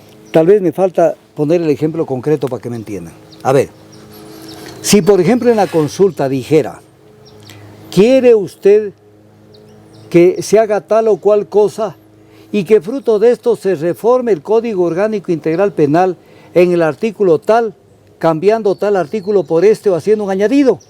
Y se cita ahí el texto del añadido. Entonces, si el pueblo dice sí, en un anexo vinculante, entonces pasa la pregunta y automáticamente se reforma la ley, en este caso el Código Orgánico Integral Penal. Claro. Entonces uno dice, tiene sentido, si es algo necesario, si es algo necesario. Pero si no es eso, entonces ¿para qué sirve la consulta en las 6 preguntas? Para nada. Porque al final es una pregunta que no tiene un impacto en una reforma concreta en el Código Orgánico Integral Penal, y que luego el presidente lo dice en la misma consulta, que luego de 5 días de aprobada la consulta, él mandará el proyecto de ley a la Asamblea para que sea debatido y aprobado. Entonces te tomaron del pelo, porque la consulta no sirve para maldita sea la gracia. Te tomaron del pelo. Y si no aprendes a reconocer, porque el ser humano es tan difícil, dice, no, a mí no me han tomado del pelo, porque yo sí entiendo las cosas. Mentira, no estás entendiendo. Te tomaron del pelo. Pero además hay cambio, hay violación constitucional también en las preguntas. Voy a poner un ejemplo. ¿Usted está de acuerdo que las Fuerzas Armadas controlen las cárceles, el perímetro circundante de las cárceles? Para la gente puede decir sí. Sí, o sea, ¿por qué no? Estaría bien. Pero ya va como una reforma ya para que tenga vigencia. No se puede hacer eso, porque se está cambiando el rol de las Fuerzas Armadas, que está previsto en la Constitución. Y el rol de las Fuerzas Armadas no tiene nada que ver con el control de cárceles. Por lo tanto, vía una pregunta legal, que además no tiene efecto en el Código Orgánico Integral Penal, mediante esa consulta se está queriendo cambiar en el fondo el texto de la Constitución. Subsidiando actividades que debe cumplir la policía, el servicio penitenciario. Pero aparte de eso, que no se puede resolver. Qué buena tu pregunta. Que no se puede resolver. Hace poquísimos días salió publicada la noticia, lo cito al medio, Diario Primicias hace una semana, donde dice que entre enero y marzo se ha quintuplicado en Guayaquil los secuestros y las extorsiones. Se ha quintuplicado. Entonces, señores, ¿de qué sirve el estado de excepción? ¿Ha servido de algo? Para eso ha servido el estado de excepción. O para hacer la laraca de lo que está pasando. Y ahí también queda la pregunta. Como dicen, o sea, el ataque, más que el ataque, el acceso que tuvieron estos muchachos de guerrilleros, no tenían nada hasta por la parada, que ingresaron a TC Televisión, que eso iba a provocar un cambio, un golpe de Estado. Por Dios, no te dejes tomar del pelo. Te están tomando del pelo. Y no sabían cómo manejar el Estado. En el camino se encontraron el Plan Fénix, que no existe. En el camino salieron para ganar las elecciones, que a los jubilados un jubilado no podía tener una pensión que no sea inferior al salario básico unificado, una pensión de jubilado. No le cumplieron.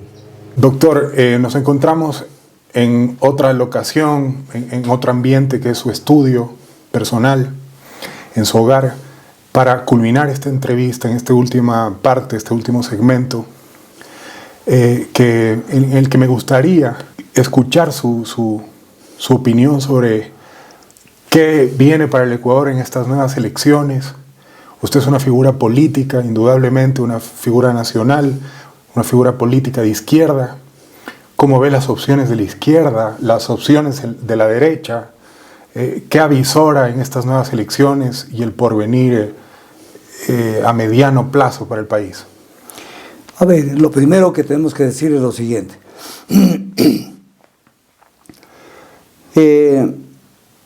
El hábito no hace al monje.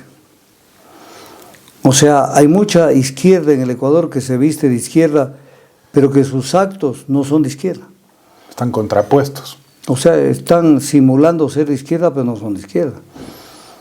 Entonces, o por lo menos tienen que corregir el rumbo. Voy a poner el ejemplo. Hasta este momento, bajo el pretexto de darle gobernabilidad a Noboa, le han aprobado lo que ha querido Noboa. Pero viene un tema de razonar. La gobernabilidad, como la palabra lo dice, está en función de un plan de gobierno. Porque apoyar la gobernabilidad es apoyar que se ejecute unas acciones y un plan de gobierno. Entonces viene la pregunta, ¿será que el plan de gobierno o lo que realiza Noboa son acciones o planes que se enmarcan en una política de izquierda? No, es una defensa de un modelo neoliberal que no es necesariamente de izquierda. Entonces, ¿cómo es que le apoyan su modelo neoliberal? Para darle gobernabilidad, no entiendo. No entiendo, o sea, darle gobernabilidad para hacer lo que ha hecho hasta este momento. Por ejemplo, darle gobernabilidad a Noboa es haber condonado multas e intereses de los sectores empresariales que debían al SRI. ¿Eso es un plan de izquierda? Eso no es un plan de izquierda. Entonces, y de ahí le han aprobado montonera de cosas más. El IVA en la práctica, no en la teoría, en la práctica es aprobado por omisión, es aprobado por todas las fuerzas del Parlamento, todas sin inclusión, sin exclusión. Entonces, ¿de qué estamos hablando? Hasta este momento, desde que se posesiona Noboa hasta la fecha actual, no vemos una izquierda que actúe de manera coherente en función de lo que debe y es la izquierda en el Ecuador. Entonces, habrá que corregir el rumbo posiblemente, para que se adapte a una realidad concreta, pero no algo que no merece la pena que se haya hecho hasta este momento. ¿Llamaría usted desde su posición y eventualmente una candidatura suya, llamaría a la unidad en la izquierda? ¿Es posible la unidad? A ver, vamos a partir de un ejemplo hipotético, de que yo fuera candidato.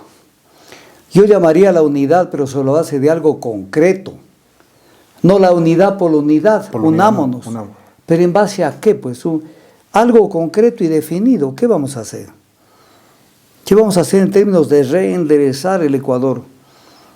¿No es cierto? Entonces, no solamente unámonos, pero unámonos ¿para qué? Tirios y troyanos, moros y cristianos, ¿en base a qué? ¿Por qué? ¿Por qué? Entonces, la izquierda, desgraciadamente, en el Ecuador, y esta ya es una tendencia que dura muchísimos años, es una izquierda que privilegia los eslogans, el cliché, la forma, la autotitulación. Yo soy la verdadera izquierda, yo soy la no sé cuánto. Oye, en la práctica, ¿qué quieres hacer? Claro. ¿Cuál es tu programa? ¿Qué es lo que quieres hacer en la coyuntura, en la perspectiva de corto, mediano y largo plazo? ¿Qué quieres hacer? Pero cosas concretas, pero sin confundirte ni confundir al pueblo. La izquierda tiene que... Primero, aquí hay un tema que es importante verlo. Dado el desarrollo relativo, cultural y político que tienen nuestros países, plantearnos una izquierda ultrista, no existe esa posibilidad. No existe, porque ni la gente ni la masa está preparada para ese cambio. No está preparada para ir a un modelo socialista puro, o a un modelo comunista. Todavía no está preparado. Yo diría, en ninguna parte del planeta no están preparados. Por eso se fracasan los modelos, porque no se parte de los intereses, de las posibilidades reales. de las posibilidades reales de la gran masa.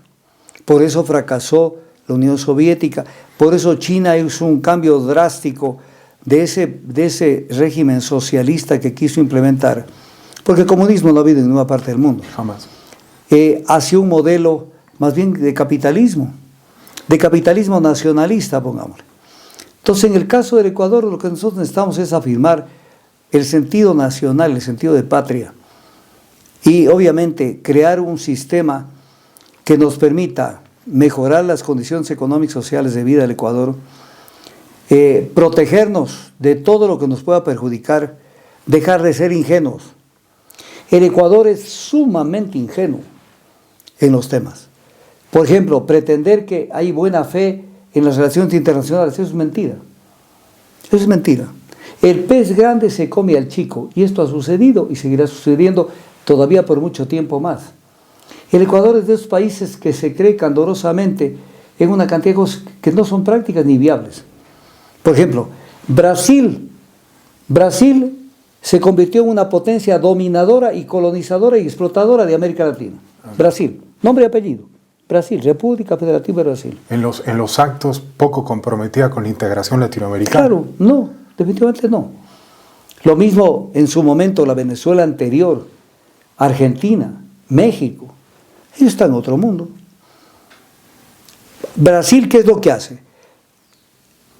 Es tratar de ingresar la mayor cantidad de dinero al país, fruto de su actividad. Entonces creó el Banco de Desarrollo de Brasil, lo capitalizó, ellos sí lo hicieron bien, capitalizaron, trabajaron coordinadamente con sus empresas de servicios y constructoras, las lanzaron a América Latina a buscar contratos con financiamiento y a succionar parte de nuestras economías, nuestro dinero, para fortalecerlo a Brasil. Y claro, Brasil en este momento es un país potente, pero potente en base a lo que ha expoliado a América Latina. No es que Brasil ha hecho todo desde la imagen de ser un buen padre, un buen líder de América Latina, no. Este lobby tremendo que hizo en favor de su gran transnacional, que fue Odebrecht, para perjuicio de nuestros países. Pero ¿no? claro, ahí está Odebrecht y no pasa nada. No pasa nada. Entonces, ¿qué es América Latina? Es el país de la ingenuidad. Entonces, plantearse un plan nacionalista, tiene que haber aquí un pacto, que si no se da, señores, nos vamos a hundir. Tiene que haber un pacto con los trabajadores y con los empresarios nacionales, para que creemos, primero, hay que crear un Estado nacional fuerte, robustecer la economía, dejar de pensar solamente en exportar. Por ejemplo, estamos pensando solamente en exportar, pero en el Plan Nacional de Desarrollo no se hace ningún análisis, por ejemplo, de qué es lo que consumimos y que podríamos dejar de consumir. Voy a poner un ejemplo. El Ecuador, prácticamente todo el trigo que consume es importado. ¿Cómo hacemos para no importar un solo quintal de trigo? Entonces, eso hay que pensarlo. Pero para eso que parece sencillito, hay que pensar en más grande. Ejemplo, me voy a meter en un tema. Los griegos, hace 3000 años, ya entendieron que las vacas tienen que criarse en las laderas y que en las zonas planas tiene que hacerse agricultura, por la sencilla razón de que cuando llueve en las laderas se arrastra la capa fértil del suelo, va a engrosarse los ríos y se va perdiendo riqueza en el suelo. Entonces, en las laderas hay que poner a las vacas. Por eso se llama, al pasto se le dice forraje. Forraje viene de la palabra forro, forraje. Y en las partes planas, agricultura. Pero aquí en el Ecuador, las vacas están en las partes planas de la sierra. Es al revés. El cultivo está en las laderas, perdiendo capa fértil. ¿Pero por qué se la hace? Porque la reforma agraria parte de que no se puede expropiar las tierras si la gente está teniendo ganado en las partes planas. Pero ya es el momento de pensar en un tipo de ganadería diferente, Ya no se puede seguir teniendo una vaca por hectárea. Eso es el pasado más lejano. Eso es estar en edad de piedra. Entonces necesitamos, por ejemplo, que la sierra produzca en cantidades suficientes nuestros cereales de consumo y no tener que estar importando. Por ejemplo, replantear, doctor, o a lo mejor, o avisorar, cumplir con ese anhelo nacional de la soberanía alimentaria. Claro. Hacerlo una realidad. Por ejemplo, hablar de los precios de sustentación en el campo que beneficiarían esa gran deuda que tiene el Estado con la agricultura, con el campo nacional, ¿no? Ya, pero no es suficiente planteárselo así, sino que hay que ponerle un añadido. ¿Y cuál es el añadido? Sistemas de comercialización de productos y de abastecimiento de productos que permitan que evidentemente el campo reciba lo que debe recibir y que tampoco se perjudique al consumidor, porque buena parte del incremento de precios de los artículos del campo se deben a la intermediación. Entonces, eso hay que controlar. Eso hay que controlar para que eso no se llegue a dar. Que redundamos en el mismo tema del control de precios. Yo me pongo a pensar, por ejemplo, en el gobierno de Hurtado, en el gobierno de Osvaldo Hurtado, había Emprovit, empresa de productos vitales, que regulaba el mercado en el momento en que también captaba parte de la producción nacional para venderla a un precio más accesible para la gente. Entonces los grandes acaparadores se veían obligados, porque se estaba regulando el mercado, de manera indirecta se veían obligados a no subir mucho los precios. Claro. Entonces viene el tema, ¿ha cambiado el pensamiento Osvaldo Hurtado a la fecha? Hoy Osvaldo Hurtado es otro. que plantea un régimen abierto de la economía. Y lo que él hizo con Emprovit, el gerente de Emprovit fue Yamil Maguad en su gobierno. Claro. Entonces eso hay que volver, hay que regularlo al mercado para evitar que se lo traguen al pueblo la gente.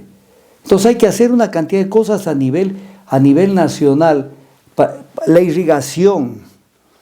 O sea, nosotros estamos en Quito en este momento y estamos consumiendo legumbres y hortalizas del Perú todas las semanas. Yo soy de las personas que me acostumbré desde niño, joven, me mandaban a mí al mercado. Yo iba al mercado con mi hermana Elsa en un momento, y íbamos al mercado. Después mi hermana ya creció en años, ya se convirtió en una señorita, entonces me iba yo al mercado solo. Entonces yo sé lo que cuestan los productos, siempre estoy en el mercado. Y entonces, por ejemplo, yo voy al mercado cualquiera de estos días y me dicen, lleve que esta es por ejemplo, una buena sandía peruana. Yo digo, ¿y qué hace sandía peruana en el Ecuador? En Quito. En Quito. ¿Y qué hace esta cebolla en Quito? ¿Y qué hace esta cosa del Perú en Quito? Entonces uno dice, ¿qué fronteras tenemos permeables? Y además no se incentiva la producción nuestra. Hoy consumimos frutas del Perú. ¿Dónde está la fruta de Tungurahua, la fruta de todos esos zonas? Eso ya no existe. Entonces hace falta pensar, hay que hacer irrigación. El desierto viene subiendo desde el sur por la relación entre la corriente de Humboldt y la corriente del Niño. Y va creciendo la desertificación, esa que nosotros la vimos cuando éramos jóvenes. Tan lejos. Que salían los lojanos porque ya no tenían dónde cultivar, porque no había agua. ¿Cómo cultivar? Y salían al Santo Domingo de los Lojanos, que le llamaban, que era Santo Domingo de los Colorados, que ahora es Santo Domingo de los Áchiras. Y también iban al oriente, por eso se fundó Nueva Loja, Lago Agrio.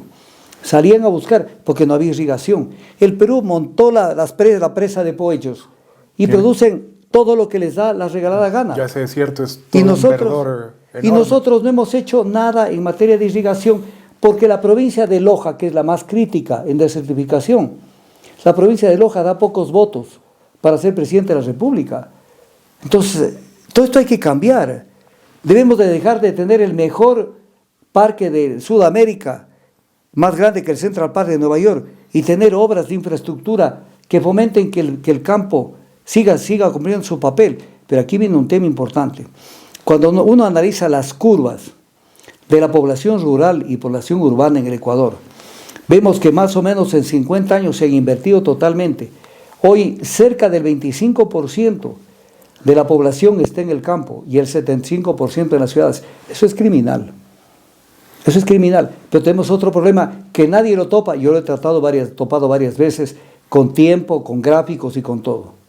que es un tema crítico, pero que no quieren, es como el avestruz, que mete la cabeza en el hueco y no quiere saber de la realidad. Más.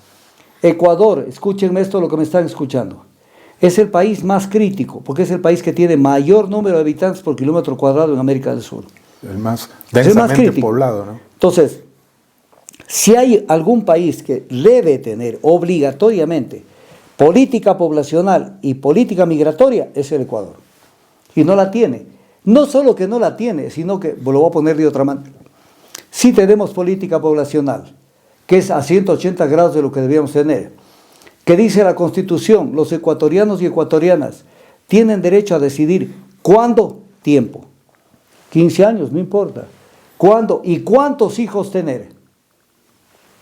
O sea, no alcanza el planeta para tantos, ni el Ecuador alcanza para tanta gente, no alcanza. No hay Yo control, cuando vine a estudiar en Quito, si alguien conoce la capital, Quito terminaba en la avenida Orellana, ahí terminaba.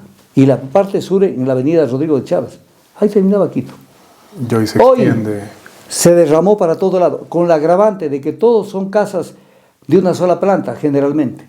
Porque los proyectos de vivienda no son horizontales, son de una sola planta. Entonces nos estamos comiendo la superficie cultivable. Cuando antes teníamos graneros para Quito y para otras provincias, hoy esos graneros ya son urbanizaciones. Entonces no hay planificación, no se piensa en el Ecuador. Entonces en el Ecuador tenemos que darnos tiempo, lo cual no quiere decir dormirnos. Así es. Pero darnos tiempo para decir qué queremos del país en todos los órdenes. En el campo educativo, en el campo cultural, en el campo social. Campo cultural. Hablemos de Quito. Qué vergüenza. Tener que hacer conciertos de música en un estadio. ¡Qué vergüenza! No tiene la acústica, no tiene nada como decir, aquí se va a hacer un evento artístico. No es la infraestructura. O sea, no tenemos Quito, que es la capital, no vamos a hablar de otras latitudes. No tenemos sitios donde se pueda hacer arte, cultura musical, no hay. Entonces, ¿cuál es el país que soñó Benjamín Carrillo? Una potencia cultural. Ni de lejos estamos acercándonos a eso. Y si hay un evento, entonces, si es Bad Bunny, el conejo malo, está repleto hasta la bandera. Pero si alguien nacional quiere presentar nuestra cultura musical, pues no va nadie, porque no se ha trabajado, se ha devalorizado, no se ha trabajado con la juventud en esa materia. Entonces, como estamos de esa manera, no hay centros de exposición de artes plásticas, donde la gente deje de ir a un parque, que tiene todas las limitaciones, a presentar sus obras. O sea, aquí no tenemos facilidades para que el pueblo ecuatoriano mejore su calidad, su capacidad en muchas cosas. Entonces hay que crear otro país, en todos los órdenes, y tenemos que regularlo al país. Lo cual no quiere decir, no me van a entender mal, no es perseguir a la gente, no es volverle la vida imposible a la gente, dejarlos que ganen lo que tienen que ganar, pero no más de lo que tienen que ganar. No pueden los bancos tener utilidades extremas durante la pandemia. Así es. Quiere decir que estamos en un mundo irreal. No puede ser que solo Guillermo Lasso Mendoza, cuando estuvo al frente de la presidencia, solo en ese periodo ganó $25 millones por su participación en el banco. No puede ser. No puede ser que el destino del dinero ecuatoriano esté en los paraísos fiscales. Así es. Porque se están llevando, la ganancia del Ecuador se está yendo a financiar el desarrollo de otros países. Por supuesto. Entonces tenemos que tener una cultura diferente para creer y pensar en el Ecuador. Pero eso hay que hacerlo, pero con cosas concretas, posibles, lo que se puede hacer. Una propuesta posible. Doctor, los últimos 4 minutos, antes de concluir esta entrevista, que dicho sea de paso, le reitero mi agradecimiento, su acogida en su hogar, en su jardín, en su estudio, que definitivamente ha acompañado, ha ido al son de este diálogo en el que hemos topado diversos temas. Finalmente, doctor, 2 preguntas. ¿Qué le enorgullece más de ser ecuatoriano? A ver, 2 cosas. La primera no es tanto un orgullo, sino es una realidad. Estamos en la mitad del mundo, estamos en la línea ecuatorial. Y estamos en tierras que tienen gran potencial de productividad, que no las tienen otros países. ¿Por qué se hacía el Dakar en Chile, en Bolivia y en el Perú? Porque hay tierras que son desiertos. O sea, tenemos tierras feraces, tierras que se puede producir lo que sea. Entonces tenemos ahí cosas muy interesantes. Creo que la gente nuestra, si bien peca de ingenua, de alguna manera es gente sana, sana de mente. Entonces eso es importante. Y también frente a esto, somos un país que no hemos hecho daño a nadie, más bien nos han hecho daño muchas otras entidades internacionales, otros países. Hicieron la fiesta con nosotros, Colombia y Perú, con nuestros límites territoriales. Y hemos sido un país sano, sano de mente.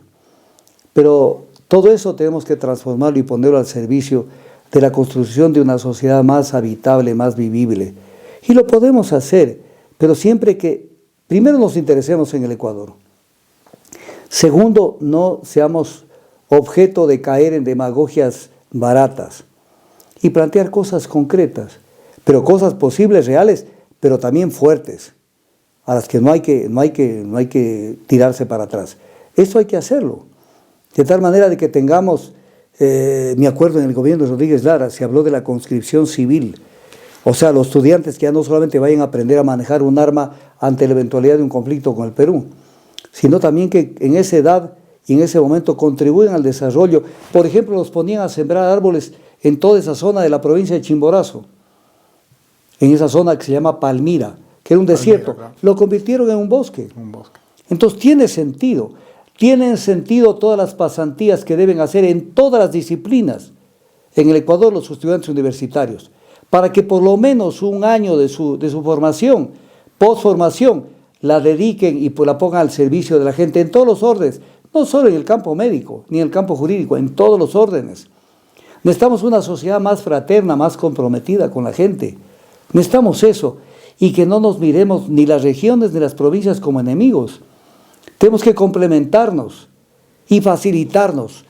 Hablando de una cuña que quisiera poner, ¿cómo puede ser que todo ese potencial musical de Loja se quede en Loja, cuando tiene que salir a enriquecer el potencial musical de todo el Ecuador?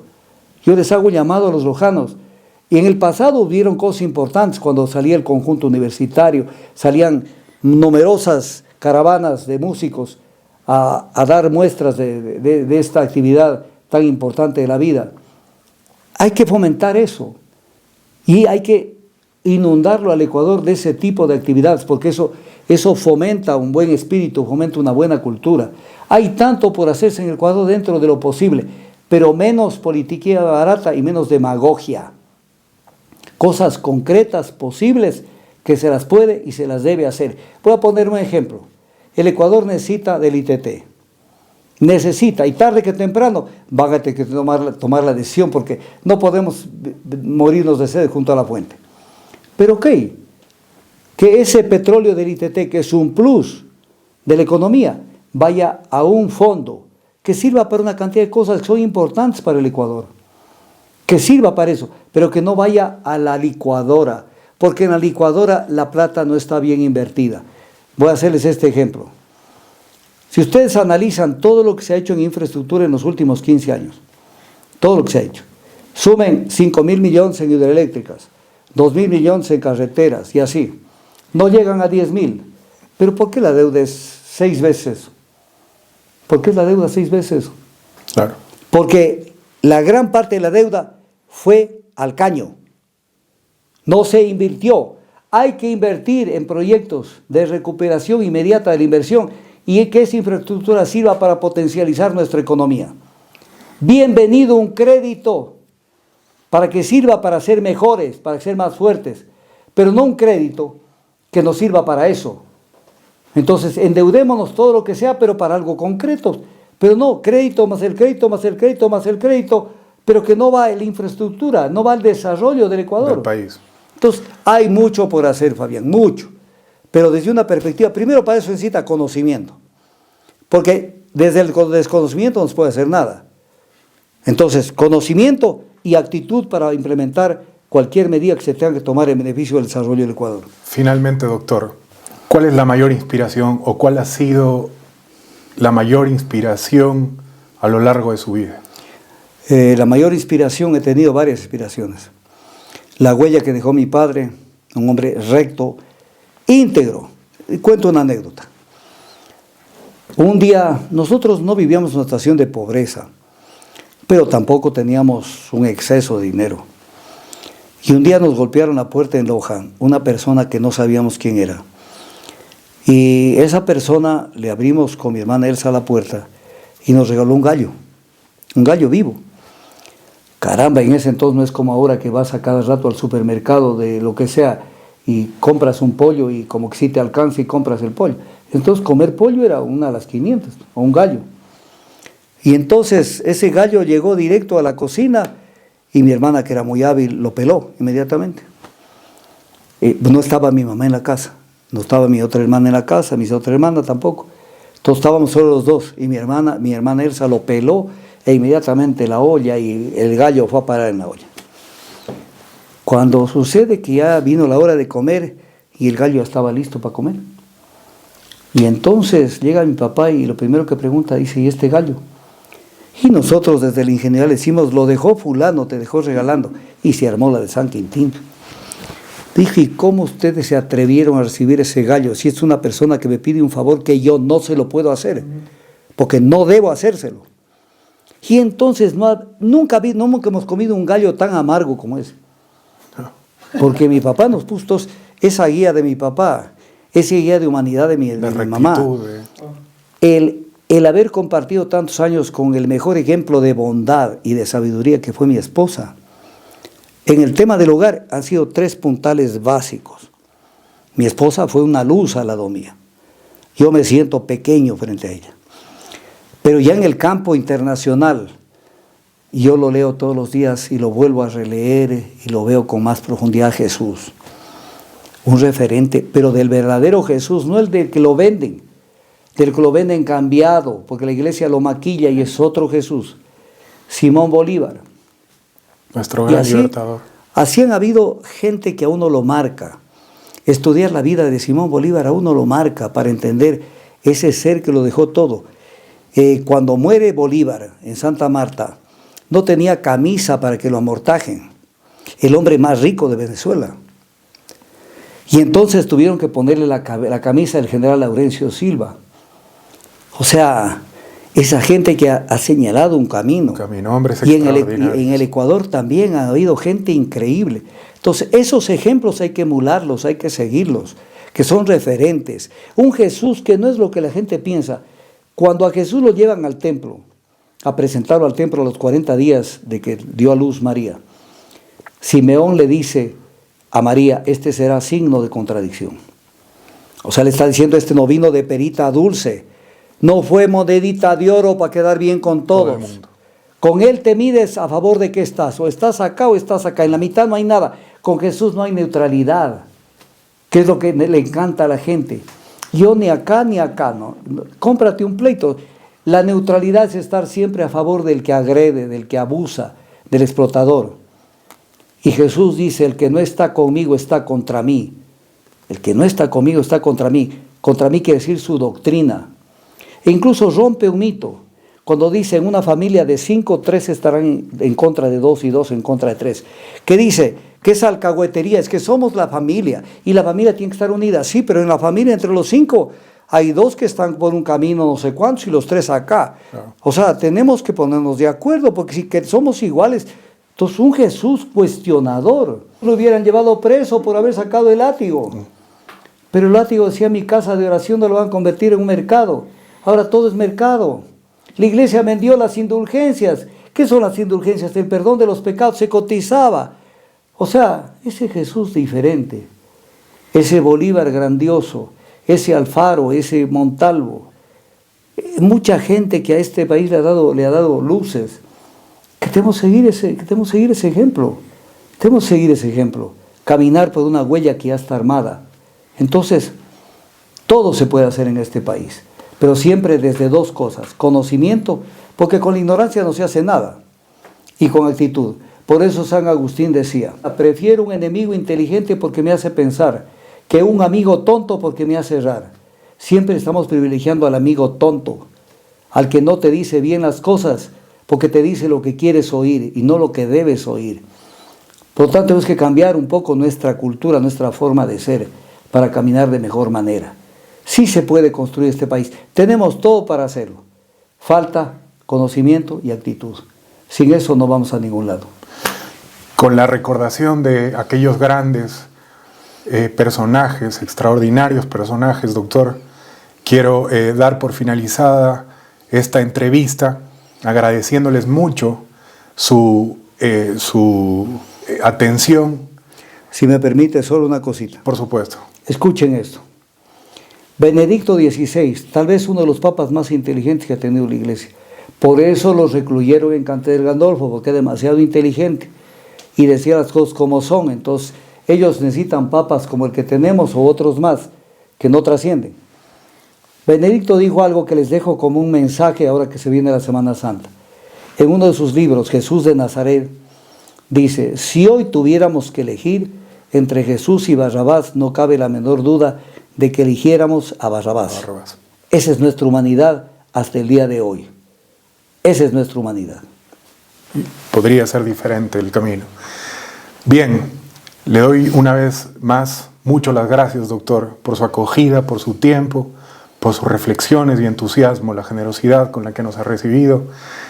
Y a toda la audiencia que nos sigue en Entre Líneas, quiero agradecerles su atención.